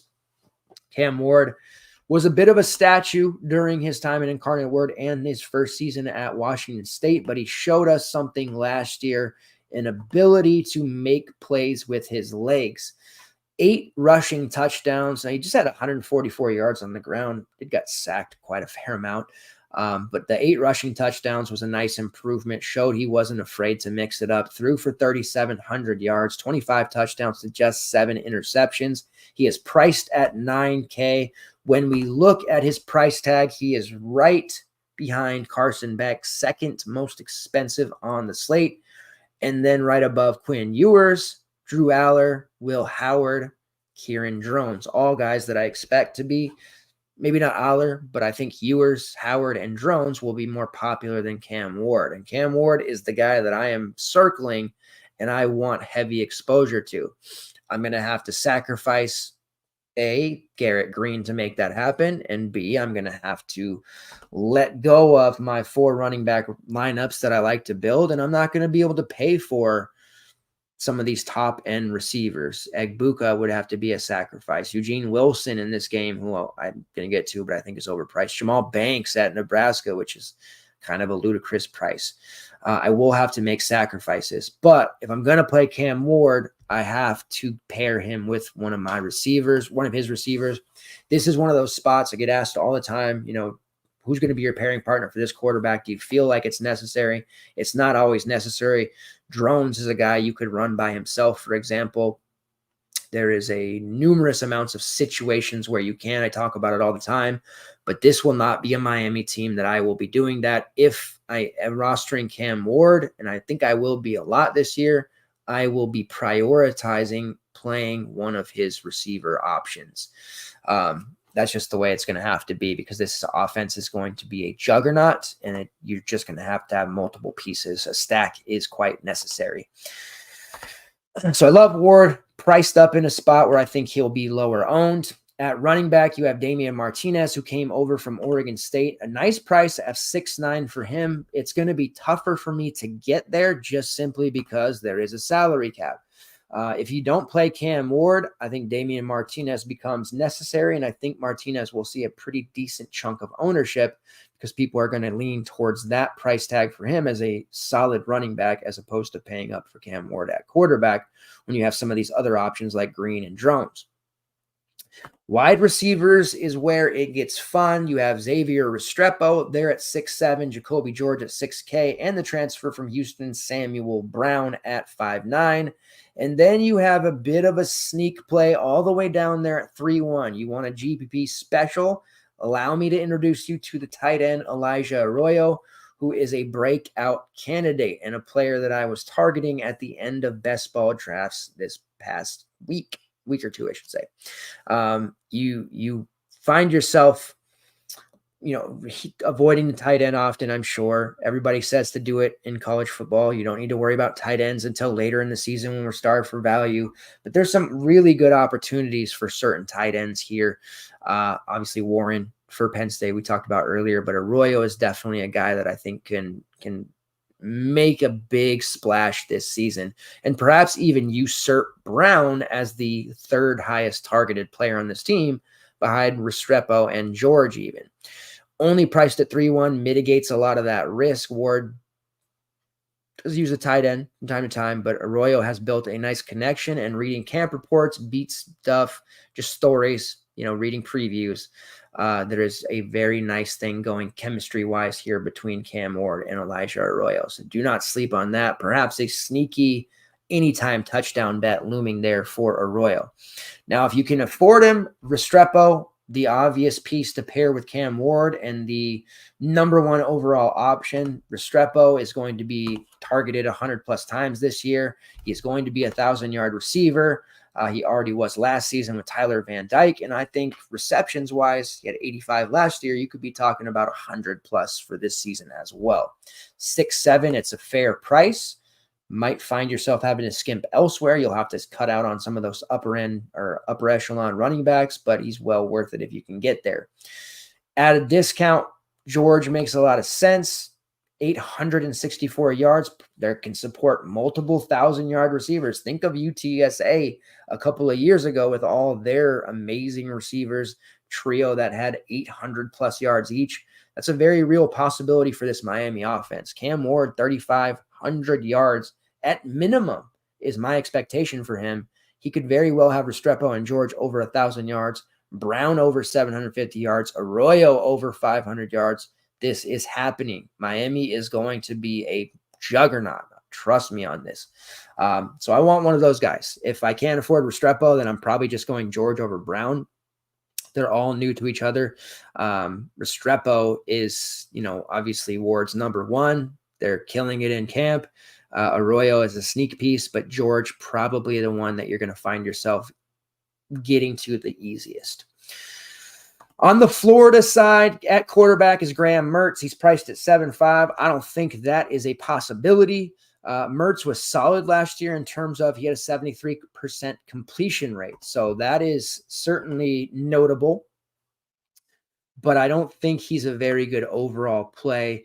We're talking about a guy who doesn't run the football, doesn't offer any upside there in that regard. You're talking about a low 20 fantasy point score at most of the time. Perhaps, he hits a 30 once and again, but not really worth that risk.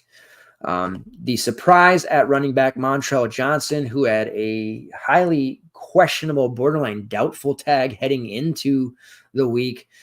Coach Billy Napier and the staff has said that the knee is well enough for him to be suited up. Whether that means he gets a full workload or not remains to be seen. Only 5.7 for Montrell Johnson. A healthy Montrell at that price would be extremely appealing, but I will probably be relatively cautious there just with the nature of the injury. They also have Treyon Webb behind him, who's an explosive, home run hitter of a back. He's priced there at 4.5. It's plenty to have exposure to him if Montrell couldn't go. We'll see how that shakes out. But I think Montrell is obviously, if he starts suited up, good to go, worth some exposure. At wide receiver, you're going to have to, this is one that you're going to have to talk me into. Tonight, the projections ownership-wise, and they're kind of all over the place because it's early season and, some are better than others. But the overall consensus was that LeJontay Weister, who is such a versatile weapon at FAU, was the de facto best because of the price, expectation, target share, all this other stuff. He's, going to be the highest owned receiver out of the Colorado room. And he was. Him and I believe Will Shepard had a sizable amount too.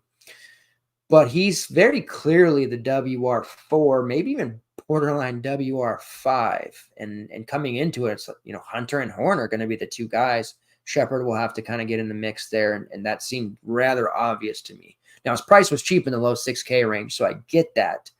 The reason I'm saying it is because I think a lot of people are going to be paying up for Eugene Wilson because of the fantastic season that he had last year, especially earlier on. It kind of tailed off there as they went, but he was a very consistent option and he became very popular. But that had a lot to do with the fact that he was so cheap in that first 5 to 6 weeks of the season, and he was churning out those double-digit fantasy games. He became an auto-click, and that is fresh in people's mind. They remember it, and what I'm seeing here across socials and different places and chatters and boards, Wilson is just getting hyped to the moon, and he is just so expensive at 7-1. A little bit different from Weister's situation in that the price is different, obviously, and he's not going to be the WR4.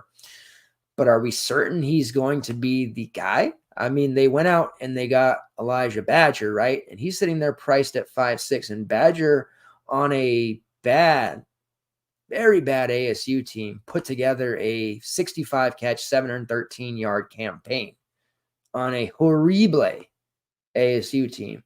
Now he's got an accurate thrower in Graham Mertz, who I just said isn't all that great, but certainly better than anything ASU rolled out there last year. And to me, he's the guy. So I'm a little bit weirded out by it. Now, I know Badger has an OR tag on the most recent depth chart with Khalil Jackson. I think that's more of a smokescreen. I don't know that I believe that. You do have Eugene Wilson and Shamire Dike, transfers in from Wisconsin, as the other projected starters. And then at tight end, Hayden Hansen and Arliss Boardingham. Boardingham looking like the receiving tight end of the group. Certainly interesting, but 5.2, not really. DK at near min price at 3.3. If you are hell-bent on a Gators receiver, getting DK in there at 3.3 makes a ton of sense to me because that salary savings is going to be needed. We may have to play 2 cheaper receivers to make the lineup that I'm looking at work. So I don't hate that idea. But to me, Badger's price at 5.6, I mean, we'll look into it more as we head in and we'll talk about it more on Saturday morning. To me, it just seems like it's erroneous to assume Wilson is going to be putting up these huge numbers. And he'll have big games, don't get me wrong, but there are other pass catchers in this room, and Mertz is kind of a safe arm. The throws Mertz makes are high percentage. He completed 73% of his passes for a reason. He wasn't out there throwing, 60-yard darts. He's making safe throws. So, Badger to me just seems like he's going to rack up stats on this team. Wilson will have his days, but 7-1 is such a steep price. Would rather play Horton. And you look at the overall pricing of this slate, Egbuka at 7K, like you can get that. Yes, of course, that makes sense. But Wilson at 7-1, Jamal Banks at 7.5, that's tough. That's really tough for me. So if Wilson ends up being heavy chalk, I'm okay with it. And I'm okay with it if he does end up destroying, because I think some of the lineups with him are going to struggle. All right, let's move along. Well, again, we'll monitor the Badger stuff, but I think he's going to end up being the guy. All right, Akron versus Ohio State. This is a spread of nearly 50, 48.5, total of 58. Typical Ohio State game. We can expect in the first half the starters to just run roughshod, and then we'll see maybe a piece, a smidgen of the third quarter before those guys all get yanked out. So you have to ask yourself, is 2.5 to maybe 3/4 of Will Howard at 8.5 going to be enough for you? Anyone manning the Ohio State offense has to be in consideration, certainly. Howard has rushing upside, which is nice, kind of can justify paying for him. However, the Ohio State running back room is so elite with Judkins and Trade. How much running will Howard actually have to do? I think that will go down, and he'll have to be more of a pocket presence here, which is what we've seen more recently.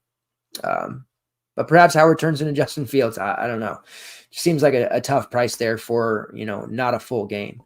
And there would be some merit to being like a Devin Brown GPP dart throw, but he's priced at 7-8, so obviously not. Now, the big question here is, what do you do at running back for Ohio State? And it's going to be tough, especially early on. Judkins priced at 7-9. Henderson priced at 7-5. It's a true 1A, 1B situation. Now, Judkins thrived his freshman year at Ole Miss with Zach Evans in that exact same situation. They shared carries, and Judkins just seemingly out of nowhere, when most of us, myself included, thought Evans was going to be this bell cow back 2 years ago and get 35 plus carries when he transferred out of the Big 12. And that just didn't happen. Judkins was too good. Judkins, as the main guy last year with the old man Bentley around, got more carries, got more volume, but didn't necessarily have the same level of season, didn't put together the slate breaking games that maybe we expected from him. But it's not like he had a bad season. Nearly 1,200 rushing yards, 15 touchdowns, 22 receptions, 150 yards as a receiver. The YPC was a little low at 4.3. It was a bit of a plotter, which concerns me, especially in this conference with the higher level defense that we can expect. But it's worth noting he was much better with a second back next to him that could compete, and Trey Henderson will do that. I think Judkins' receiving work takes a hit here. Henderson is really, really good as a pass catcher out of the backfield when healthy, that caveat. But you saw in 10 games last year, nearly 1,000 yards, 926 to be exact, 19 receptions for 229 yards. If we get a full, healthy season out of Henderson, even splitting work with Quinshon Judkins, he should be a very, very high-level play. The price and the opportunities early are going to be tough. As we get into competitive games and we get closer to the playoff, you're going to be able to justify paying $7K, $7.5 for Henderson and Judkins because they're going to get a lot of work in close games. But in these projected blowouts, we're really just going to get 8 to 10 touches for each of them. Is that going to be enough to pay off those prices? It might be. Maybe Henderson finds the end zone 3 times before it's all said and done. Could happen.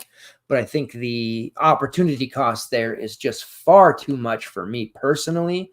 And I think that a lot of people are going to probably feel that way. And I have this weird sensation that Will Howard is going to be a little bit more on the popular side, despite the heavy, heavy difference there in overall points. At wide receiver, Egbuka, 7K is going to be way too cheap for him on a normal day. Now, he didn't have the season that we would have liked last year, or he would have liked, but he comes back. He's going to be able to build on that. He's going to be a 1,500-yard receiver, barring any injuries, and he's going to be a guy that is pushing towards that 8.5, 9K range as a high-priced receiver. 7K is a nice discount, even in a projected blowout. Now, the name to really know, monitor, and follow is Jeremiah Smith, but he's priced at 5.4, so we're not really getting a very good discount on Smith. But I want to have some exposure here against Akron because I think he's absolutely going to light them up for a play or two. In spring, coming into the season, he had a nice, real good spring, started kind of turning heads, made it to where, hey, this guy might be ready right away. Into the fall camp, that continued, and the 5-star freshman is somebody that has already got a lot of people talking, just hyping him to the absolute moon. So the 5.4 price tag on him is fair. Coming into it, we don't, it's tough to say that. How much work is he going to get? How much targets is he going to get? What's the playing time going to look like? But I am apt to take some shots there with Jeremiah Smith. Not necessary to stack him with Will Howard by any means, but certainly wouldn't hurt. You also have Carnell Tate there at 5'9", versatile weapon. Probably can't pay that price over Smith there. Not cheap enough under Egbuka really to justify there either. And then you have G. Scott at tight end there at 4K. Brandon Innes at 4.5. Saw some time late last year. Certainly got some interest there. But for the most part, I'm probably just going to back off of Ohio State overall. I did that a lot in the last year or two with them. Didn't necessarily kill us because of the prices being so high on them typically. This is a little bit of a tougher fade here just because they're all so cheap, except for Howard.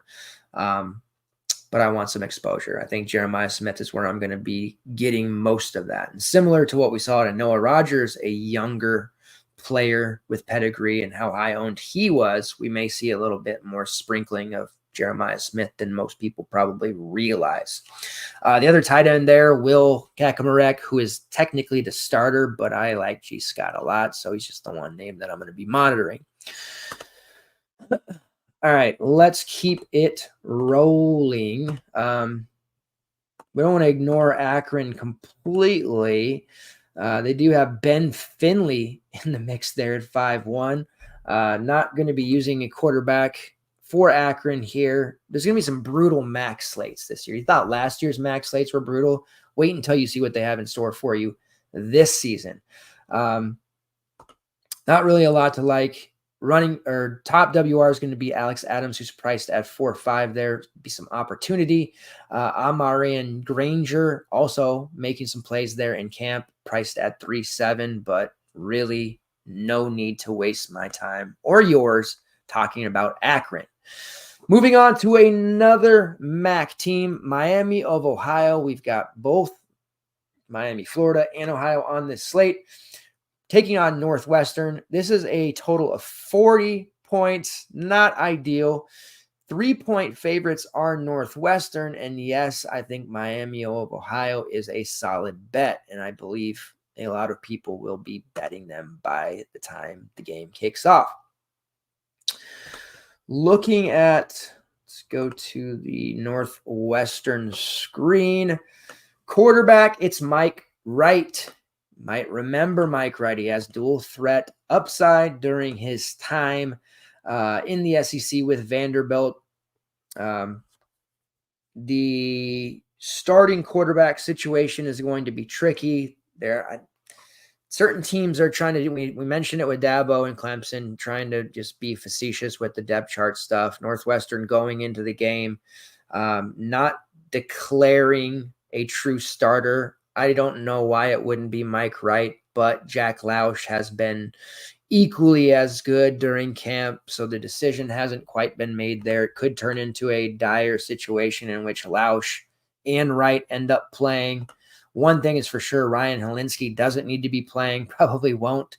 Lausch is only 4.5. If he were to be named the starter, I mean, a min-price starter, can't go wrong there. Wright priced at 7.6. Too much risk there with the likely short leash if he does start. So I'm probably just not going to be playing much Northwestern in the quarterback position. Skipping over running back real quick, we'll talk about their wide receivers. Obviously, that's going to make them suffer. If Wright wins the job, more of a running quarterback, not known for letting plays develop. You might remember during Vanderbilt time, he had some elite early season games. He was chalk, very chalk, but he fell on his face once he faced real competition. And I'd say Miami, Ohio is the likely MAC winner this year. So this is real competition for Northwestern. Going to hurt. I wish they had a little bit better options at quarterback because the wide receiver room at Northwestern is actually better than you realize. Bryce Kurtz, AJ Henning, and Calvin Johnson II are the starters. Second line, Frank Covey, Donnie Gray, and Reggie Flamariera. This is a nice looking receiver room. AJ Henning is my guy. He has been my guy for a while. Priced there at 4.9. You guys know I like him. Versatile weapon. 45 catches, 418 yards, 4 touchdowns. Also 27 carries last year, 410 yards, and a score there. They'll use him in a myriad of ways. Returns everywhere. He's a very nice athlete, very talented. I just wish he could be with a better quarterback. Not saying he would have some sort of 1,000-yard season, but I do think he'd be, a WR2 somewhere with a quarterback capable of making throws longer than 3 yards. Bryce Kurtz is there at 5.1. He is kind of the de facto number one 701 receiving yards a season ago. Don't hate that play at 5-1. It's very cheap if you want to go there. And at 3-9, you have Calvin Johnson, Covey at 4-3. I would keep my exposure to Kurtz or Henning in the meantime, but again, neither of them being priorities. At running back, 5-4, Cam Porter, really the guy, does a little bit of everything, catches passes, a higher volume back, but a plotter to be certain, 3.9 YPC last year. Would prefer him to be a little bit cheaper, but one thing's for sure, we know he's going to get 15 plus touches. That's kind of a floor for him, so certainly in consideration there for that fact alone. On the Miami of Ohio side, it is another, the wrong one here. Another season with Brett Gabbert, who's priced at 7-1.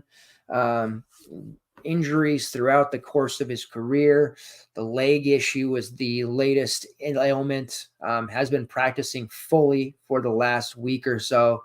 So would expect him to be the starter. Priced at 7-1. That's a no thanks for me. As we get into Maction slates, I do think Gabbert will have a lot of appeal, just not right now. The running back room for Miami of Ohio has a lot of names in it. Not great for us. Why that closed out. Let me get their depth chart out here, because the running back depth chart ended up being a little bit different than a lot of us expected it to be. All right. So at running back, the current starter atop, Keon Mosey. Then the backup is Kevin Davis, Jordan Brunson on the third line, and Dylan Downing as the RB4, which is lower on Downing than I expected. And then Kenny Tracy, who has been in the running back rotation for the past couple of seasons, not even listed on the depth chart whatsoever. So there is some injury talk there, but that's worth noting that he is typically in the mix, and I just worry that it'll be a situation where he, drops in like Sting from the ceiling and gets carries when we didn't expect him to. Downing transferring in, I myself thought he might jump into a starter role immediately. He's priced at 4.9, but as the RB4, that's not a price that appeals to me whatsoever. You have Kevin Davis at 4.1, who has shown flashes in the past, not so much last year. And then the starter right now, Keon Mosey, priced at 3.8. Makes sense, but what kind of workload will he actually get? That remains to be seen. I have very little confidence in the running back room for Miami of Ohio. It is cheap, yes, but there are multiple guys that are going to get touches, and some not even on the depth chart that I feel will be in the mix as well. Moving on to the wide receivers and that current depth chart, Cade McDonald, Javon Tracy, and Reggie Virgil. Cade McDonald, the kind of expected WR1 there. Javon Tracy, WR2, both priced below 5K, 4.5 and 4.3. Don't hate the idea by any means. There is certainly going to be a level of efficiency with this offense when all the pieces are healthy and they're mowing through the MAC. A team capable of winning games in the MAC, I should say. But overall, this first slate, I don't feel very confident using any of them. You do have the tight end Jack Coldiron priced at 3.8 as well. One of those cheap tight end looks that you could potentially look to if you wanted to. But not a lot sticks out here in terms of, if you fade, you're going to regret it or anything like that. So kind of low on the Red Hawks overall, but I do think they can win this game and actually will for what it's worth, but more of a balanced attack there when it's all said and done, and nothing on the DFS side that gives to quote Varnicus back in the day, a gotta have it score. All right, moving on. We have the last two games here. We're whizzing through. Appreciate it, all of you that are watching all late night here, almost midnight on the West Coast. Ohio versus Syracuse, total of 46.5, a 18-point spread. And if you thought we had some sizable value, some really appealing value leading up to this point, well, just wait until we get into what Syracuse has for you. But let's start on the Ohio side of things first. The projected look here at quarterback, Parker Navarro. There's a lot of MAC teams on this slate. I don't know how I feel about it, but I guess it's better to know these MAC teams now for when we get the MACtion Wednesdays and everything. Parker Navarro priced there at 7-4. No, thank you. I do think he's going to end up being viable. And when we get to those 2 and 3 and 4 game MAC slates, Navarro is going to be a guy, but no, not right now. At running back, Ricky Hunt and Anthony Tyus are your top 2 expected to get the work. No more Sia Bangura, who's in Minnesota now. Between the two there, Hunt sitting at 4.8 certainly has some viability there. He had a 4-touchdown performance in their bowl game last year, so perhaps riding that momentum, he can be somebody to look at. And then at wide receiver, price is not really that good, anything that I'm super interested in, but your starting group there includes Iman Dennis, Rodney Harris, and Chase Hendricks. Looking at it, Hendricks at 5'5", at 5'2", Iman Dennis at 4'1", and then you have Harris at 4'5". All cheap, like I said, but nobody that really interests me too much. The most expensive player on the team or on the receiver spot is Coleman Owen at 5'5". And when you look at that projected receiver list, he is more of a WR5. So can't pay that price tag for him either. But what we do want is Syracuse orange, and we are going to have a lot of it. Kyle McCord transferring over to the orange from Ohio State. I don't hate using Kyle McCord. I think the Syracuse offense is going to be nice this year, especially with a healthy group of receivers that are far more talented than I think people give them credit for. However, I'm not prepared to pay that $8K price tag for him just yet. He is the undisputed starting quarterback. Now, this Syracuse offense has been much better with a running quarterback, not something that we know McCord for. So that's going to change a little bit here with the way that they operate their offense. More of a pocket presence. But what it does mean is LaQuint Allen isn't going to have to deal with a running quarterback stealing his looks anymore.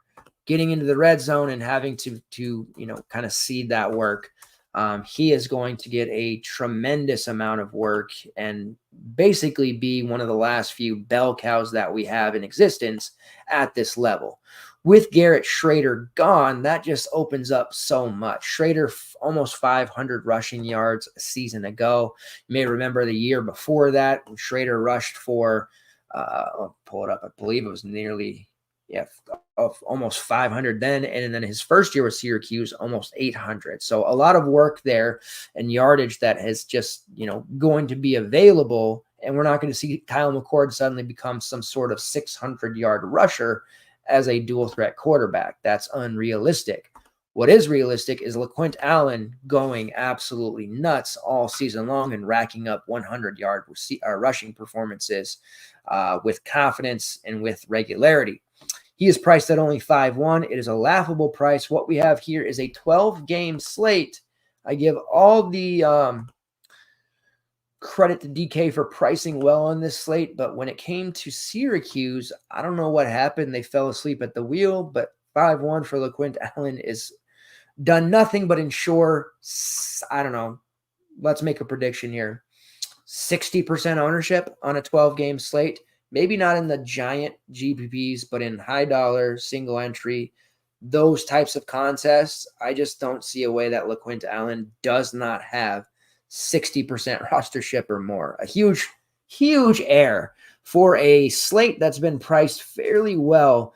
The egregiousness of a 5-1 LaQuint Allen against Ohio just really, really hurts.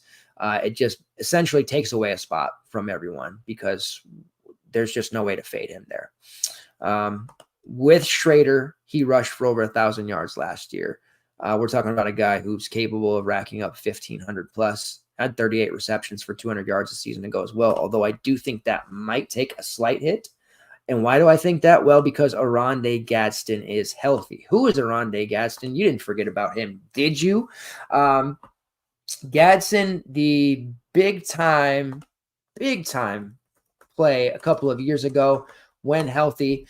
Running in that tight end spot there, sometimes in the slot, short yardage guy, just a PPR option galore. Let's pull up. He's only able to play the 2 games last year because of the injury. In those 2 games, 7 catches, 67 yards, and a touchdown. You dial back to 2022, 61 receptions, 975 yards, and 6 touchdowns. Losing him last year was tough. Getting him back healthy, ready to go is going to be huge. And I do think that cuts into the receiving production that Allen got. But on the flip side, he's going to make up for that with a ton of rushing yardage and carries. Gadsden is priced at 3.5. I have given you no less than about 6 guys priced below 4K that I am comfortable using. None of them I'm sitting here saying, I got to have them. This is a line in the sand play. Look, I'm all in on this character. When it comes to Gadsden and his price tag of 3.5, I'm pretty close to telling you I am all in on Oronde Gadsden. 2 players on Syracuse here that are just horrifically underpriced. Now, Syracuse has a pretty good backup option in Dan Villari, and he was productive last year. Once Gadsden went down, but Villari is going to be more of a blocker. That's more of his role. He's more of the physical guy, with Gadsden being more of the receiver. So Villari's not really going to cut into his targets necessarily. I think Gadsden is going to be a heavily targeted guy here with McCord. 3.5 is egregious. Not as egregious as Quint Allen at 5.1. It's really not, but it's horrific. And we might see a lot of overlap with those 2 players. The starting receiver group here as of now, Umari Hatcher, Yasid Haynes, and Tribor Pena. Backups, Daryl Gill, Jackson Meeks, and Emmanuel Ross. Really the only guy there that interests me too much is Umari Hatcher, but he's priced at 6.6. That is too high. Can't pay that price. 32 catches, 482 yards, and 3 touchdowns last year. The expectation is that he slides into the WR1 role, but I'm not paying almost 7K for him. That is just kind of silly. We do have injury designation and not on the depth chart for Justice Ross Simmons, dealing with a hamstring issue. He will be a really solid option for them once he shakes that off. 700 yards a season ago during his time with, I believe it was Colorado State. So solid look for Ross Simmons, but not available, highly doubtful, not on the depth chart. So look at Hatcher, Haynes, Gadsden, but really Gadsden is your main play here along with LaQuint Allen. All right, and then the last game, closing us out, Nebraska versus UTEP, 27.5 point spread in favor of Nebraska. I don't know if I can trust them for that many points just yet, and a 49 total. We have Dylan Raiola, the exciting true freshman. The keys to the car have been turned over to Raiola immediately. There was a little chatter because they had Heinrich Harburg, who is a intriguing, multifaceted quarterback. But at the end of the day, it was never going to be anyone besides Raiola. They have him priced at 8.2, which makes it a little bit tough to get there in anything besides a GBP. But the hype is real on Raiola, and he's worth getting some exposure to. Pulling up. All right, the running back situation. We are going to be dealing with a headache at the running back spot for Nebraska, which has been pretty typical over the last, 3 years.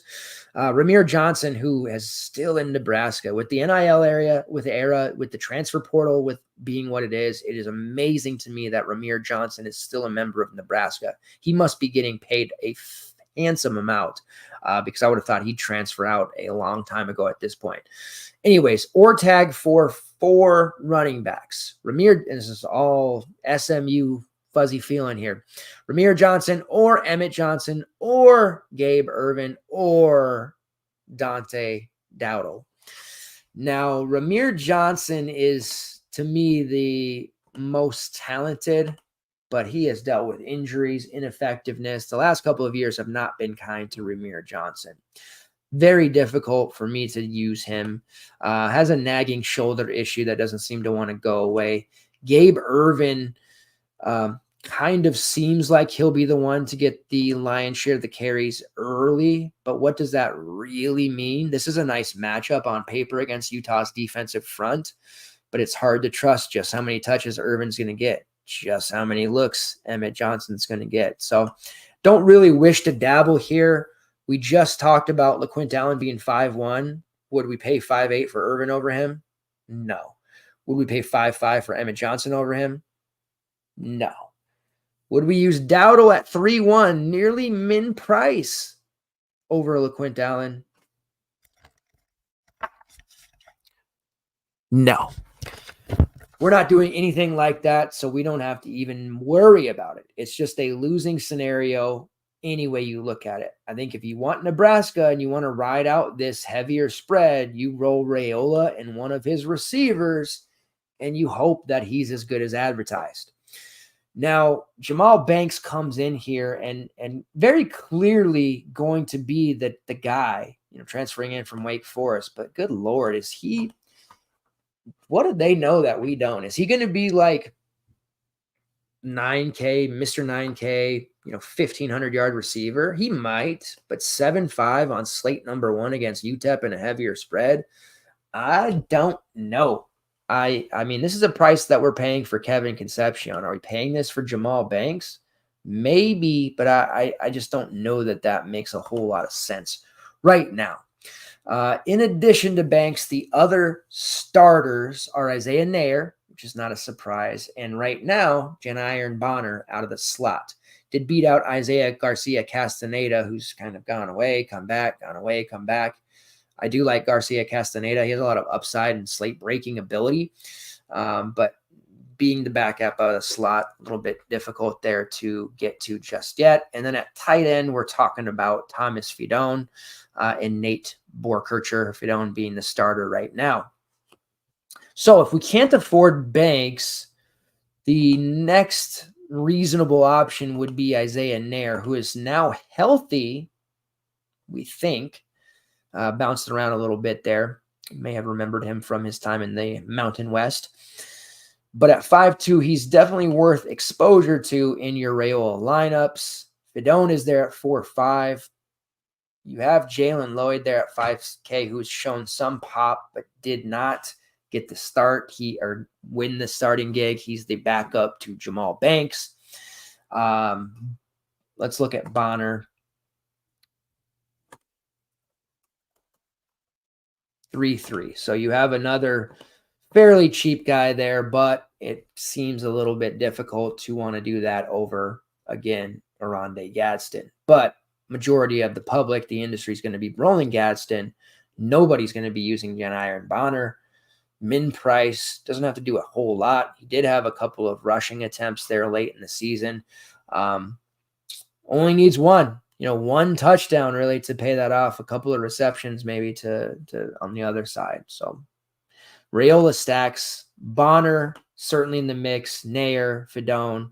And I suppose if you're paying for Raiola, you do just pay for Banks and you hope for the best. But that combo takes so much of your salary up. I would venture, I guess, less than 5% of the field in that huge 100K to first is going to do even anything like that.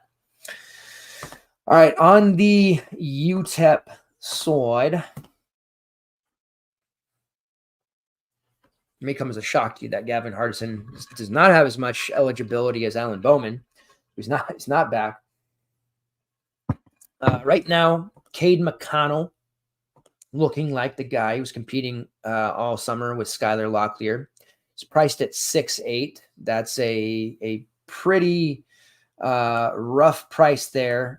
The last word is that Locklear won the job, but it was only 2 days ago when the beats were saying that McConnell was ahead. So it's just not a situation that we need to worry about. I suppose if you got to use a UTEP quarterback, Locklear's getting the first series, first drive. but I think it's one of those situations where if he comes out flat, they'll turn to McConnell. So no thanks. At running back, you have Cam Thomas and Corey Wren as your main. Javon Jackson in the mix there as well. I think what we'll see here is UTEP attempt to run the football a lot this year. Wren as the backup is near min price. Cam Thomas at 4.9. Javon Jackson sitting there at 4.5. This is the Appy State running back who did have a ton of success last year, 1,300 yards as a member of Appy State, 10 touchdowns, 11 receptions for 80 yards, 250 carries. So a lot of mileage on there. Cam Thomas, who also is a member of Appy State, came over together. Just a kind of backup vulture, if you will, but as a receiver, big time producer at Appy State, 50 receptions, 629 yards, and 5 touchdowns. So some nice weapons there for UTEP to look at, but the way this offense is going to run, they're going to be using multiple running backs, and I think they're going to rely heavily on them. Now, looking at wide receiver, you have Trey Goodman at 4.7, and you may remember, I can't remember if it was last year or the year before, but Appy State was on a slate against Western Kentucky. So I got a little bit familiar with the Governors. Let's go P. And Trey Goodman was one of their top wideouts there. A little high for me at 4.7. He does project as the WR1 on their depth chart, followed by Amari White and Jaden Smith, Ashton Nickelberry and Kenny Odom as the projected WR4 and WR5. Jaden Smith priced at 4.5 certainly has an interesting look. He was at Eastern Kentucky last year, 73 receptions, 800 yards, 5 touchdowns. Kind of like Smith, but again, it's kind of hard to justify utilizing some of these guys with the uncertainty at quarterback. That's just going to hurt them a ton. All right, so that is the depth charts, the slate in a nutshell. Let's Don Plays. It would not be a super show without my friend Don Plays. You like a game or two for Saturday? I should be looking at that. Not many people are. Well, you've come to the right place because leverage is a core value of mine. Yeah, let's see what we got going on here. While I'm pulling that up, waiting for it to load, I will talk about the current core that I'm looking at. We're going to talk about FanDuel on Saturday morning. There's multiple slates there. I'm going to have a core for the early and the main on FanDuel for Saturday, and it'll be in the article tomorrow mid-morning. All right, core on DraftKings at quarterback. I know you want me to say Kieran Drones, and I know a lot of people are going to say Kieran Drones, and I probably will end up playing him. This is a decision for me between Cam Ward, Kieran Drones, Garrett Green, and then the South Dakota, the Jackrabbits kid, Gronowski. I think I'm going to probably play him, and then I have to decide between Green, Ward, and Drones. That's going to be hard. So as of now, my core quarterback is going to be the 6.1K Mark Gronowski, just because we had so much success with Cam Miller, and I want to ride that a little bit as a dual threat. But just know I'm very high on Cam Ward, unlike I shouldn't say that. A lot of people are high on Cam Ward, but I don't think a lot of people are going to roster him. Core running back, very simple, has to be Ollie Gordon, but I will give you a 1B, Bayshell Tutin. If I don't play Kieran Drones, it would be gross negligence if I didn't play Bayshell Tutin, who I would be hoping gets the rushing touchdowns over Drones. In that case, only 6'5". Trust me on Tutin, he is going to be a monster.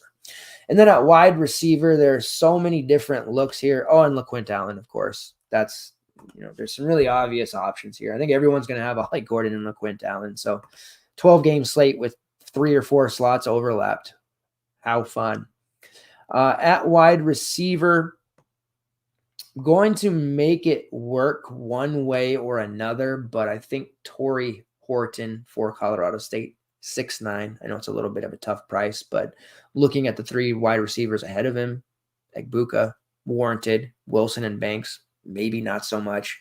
Horton definitely capable of being the highest score player, not only at the wide receiver position on this slate, but the entire slate.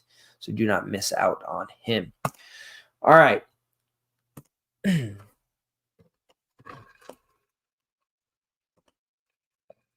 It is past midnight, so we're going to save PrizePicks and Underdog for Saturday morning as well.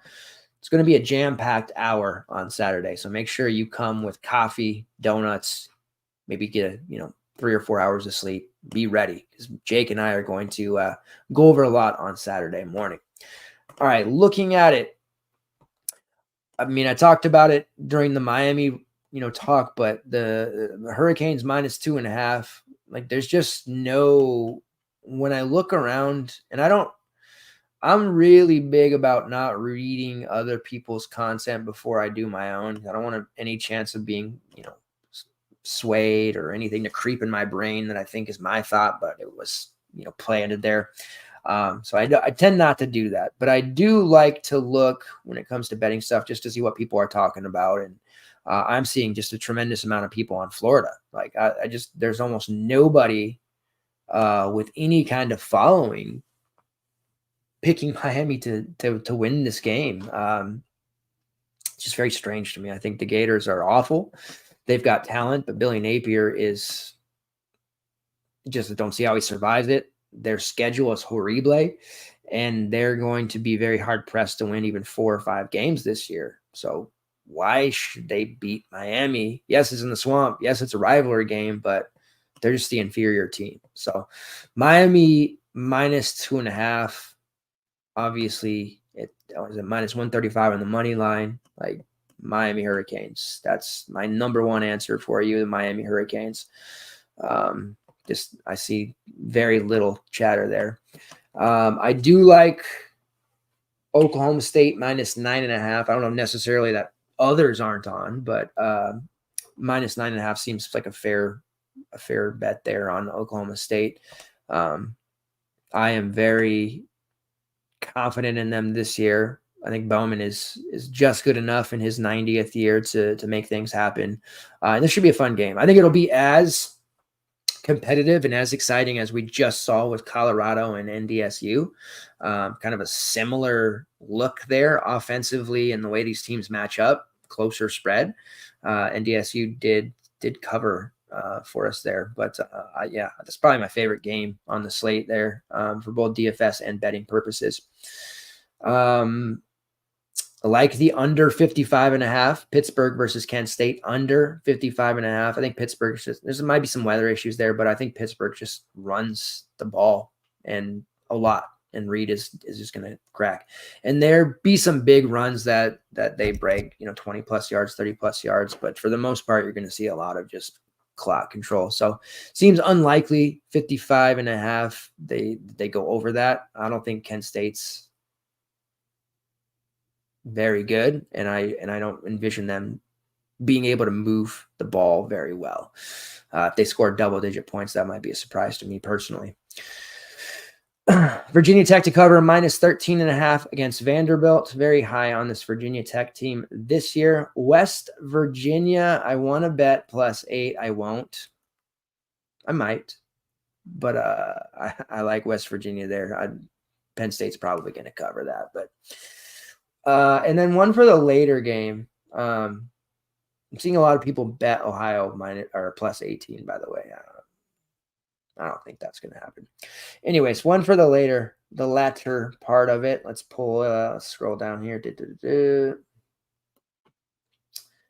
Okay. UNLV versus Houston. Now, I know I'm going to be the opposite of most because there's a lot of people who like this Houston team, and I am not sure why. They have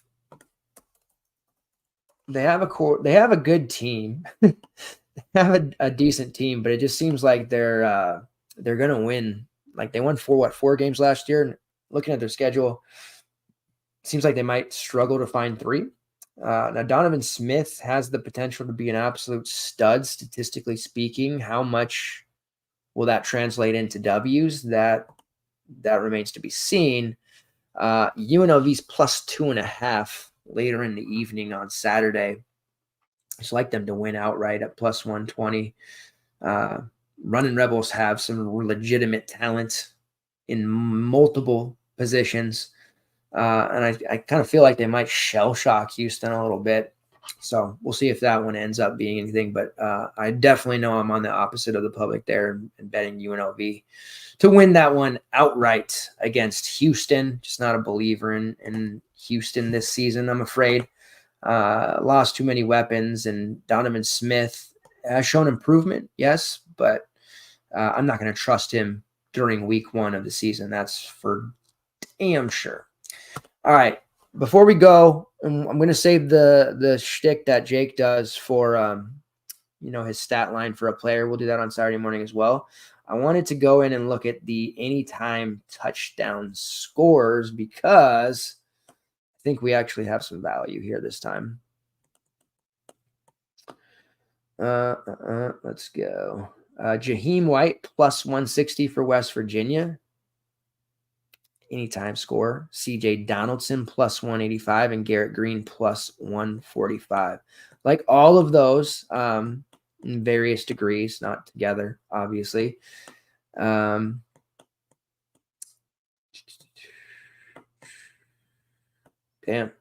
they have a lot.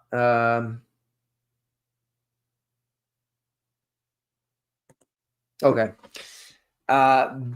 First touchdown score, it's kind of a fun one to have, just a sprinkle, as if you will. But I like Virginia Tech to get out early against Vanderbilt and to punch them in the mouth right away on the first drive, and that's going to be to Bayshell Tootin. So plus 390 as the first touchdown score. His anytime is minus 230. Can't really do much with that, but for him to score the first touchdown at plus 390, that's actually something that I feel pretty good about, and we'll be throwing that in some things. That'll be a tracker play. Don't usually do first touchdowns very often, but that is one that I certainly like. Damn, Darrell Robinson, if plus 1,000.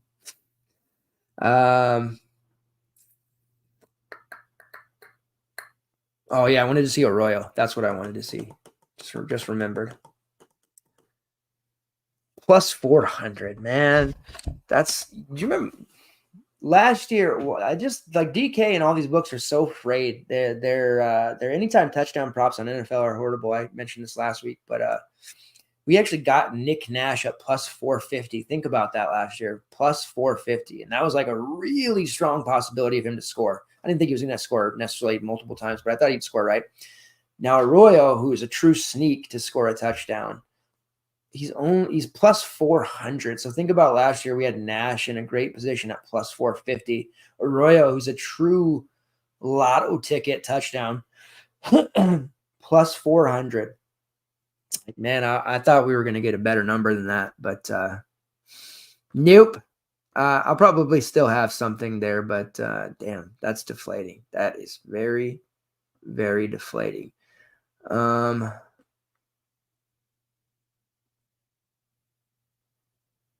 mean, even Jarrett Gibson to score a touchdown plus 105. Give us something to Torrey Horton plus 170. Probably bet that too. I think he does score a few times, actually. Let's see what his 2 touchdown plus 1,300. Okay, yeah. 2 touchdowns for Horton at 1,300. A couple of lotto ticket sprinkles there if you're looking for some fun bets. The tracker on ftnfantasy.com will be loaded up. Our Discord as well. We have the Pick'em channel with all of the PrizePicks, Underdogs, all of that stuff. Plenty of coverage. We do have the 4-game slate tomorrow. That will be Discord only as well. You can expect a player pool and core grouping by the afternoon. And then we will have the article drop mid-morning, maybe early afternoon, and then Saturday 1 hour before lock. Jake and I taking you through any late breaking news, any last minute bet stuff, all of that, answering your questions. Thank you guys for your continued support. Like I said, it's 10 near 12:30 and 200 plus of you hanging out with me. I do appreciate that. Back Saturday morning, make sure you're there. Same channel on the FTN network. Hit subscribe so you don't miss any of those notifications, and on X at FTN Fantasy at DubDeuces85. Thanks. Good hanging out with you, Don. Appreciate it. I'll see you Saturday and the rest of you. Take care, guys. Be easy, and let's get those green screens, those window trips. Cheers.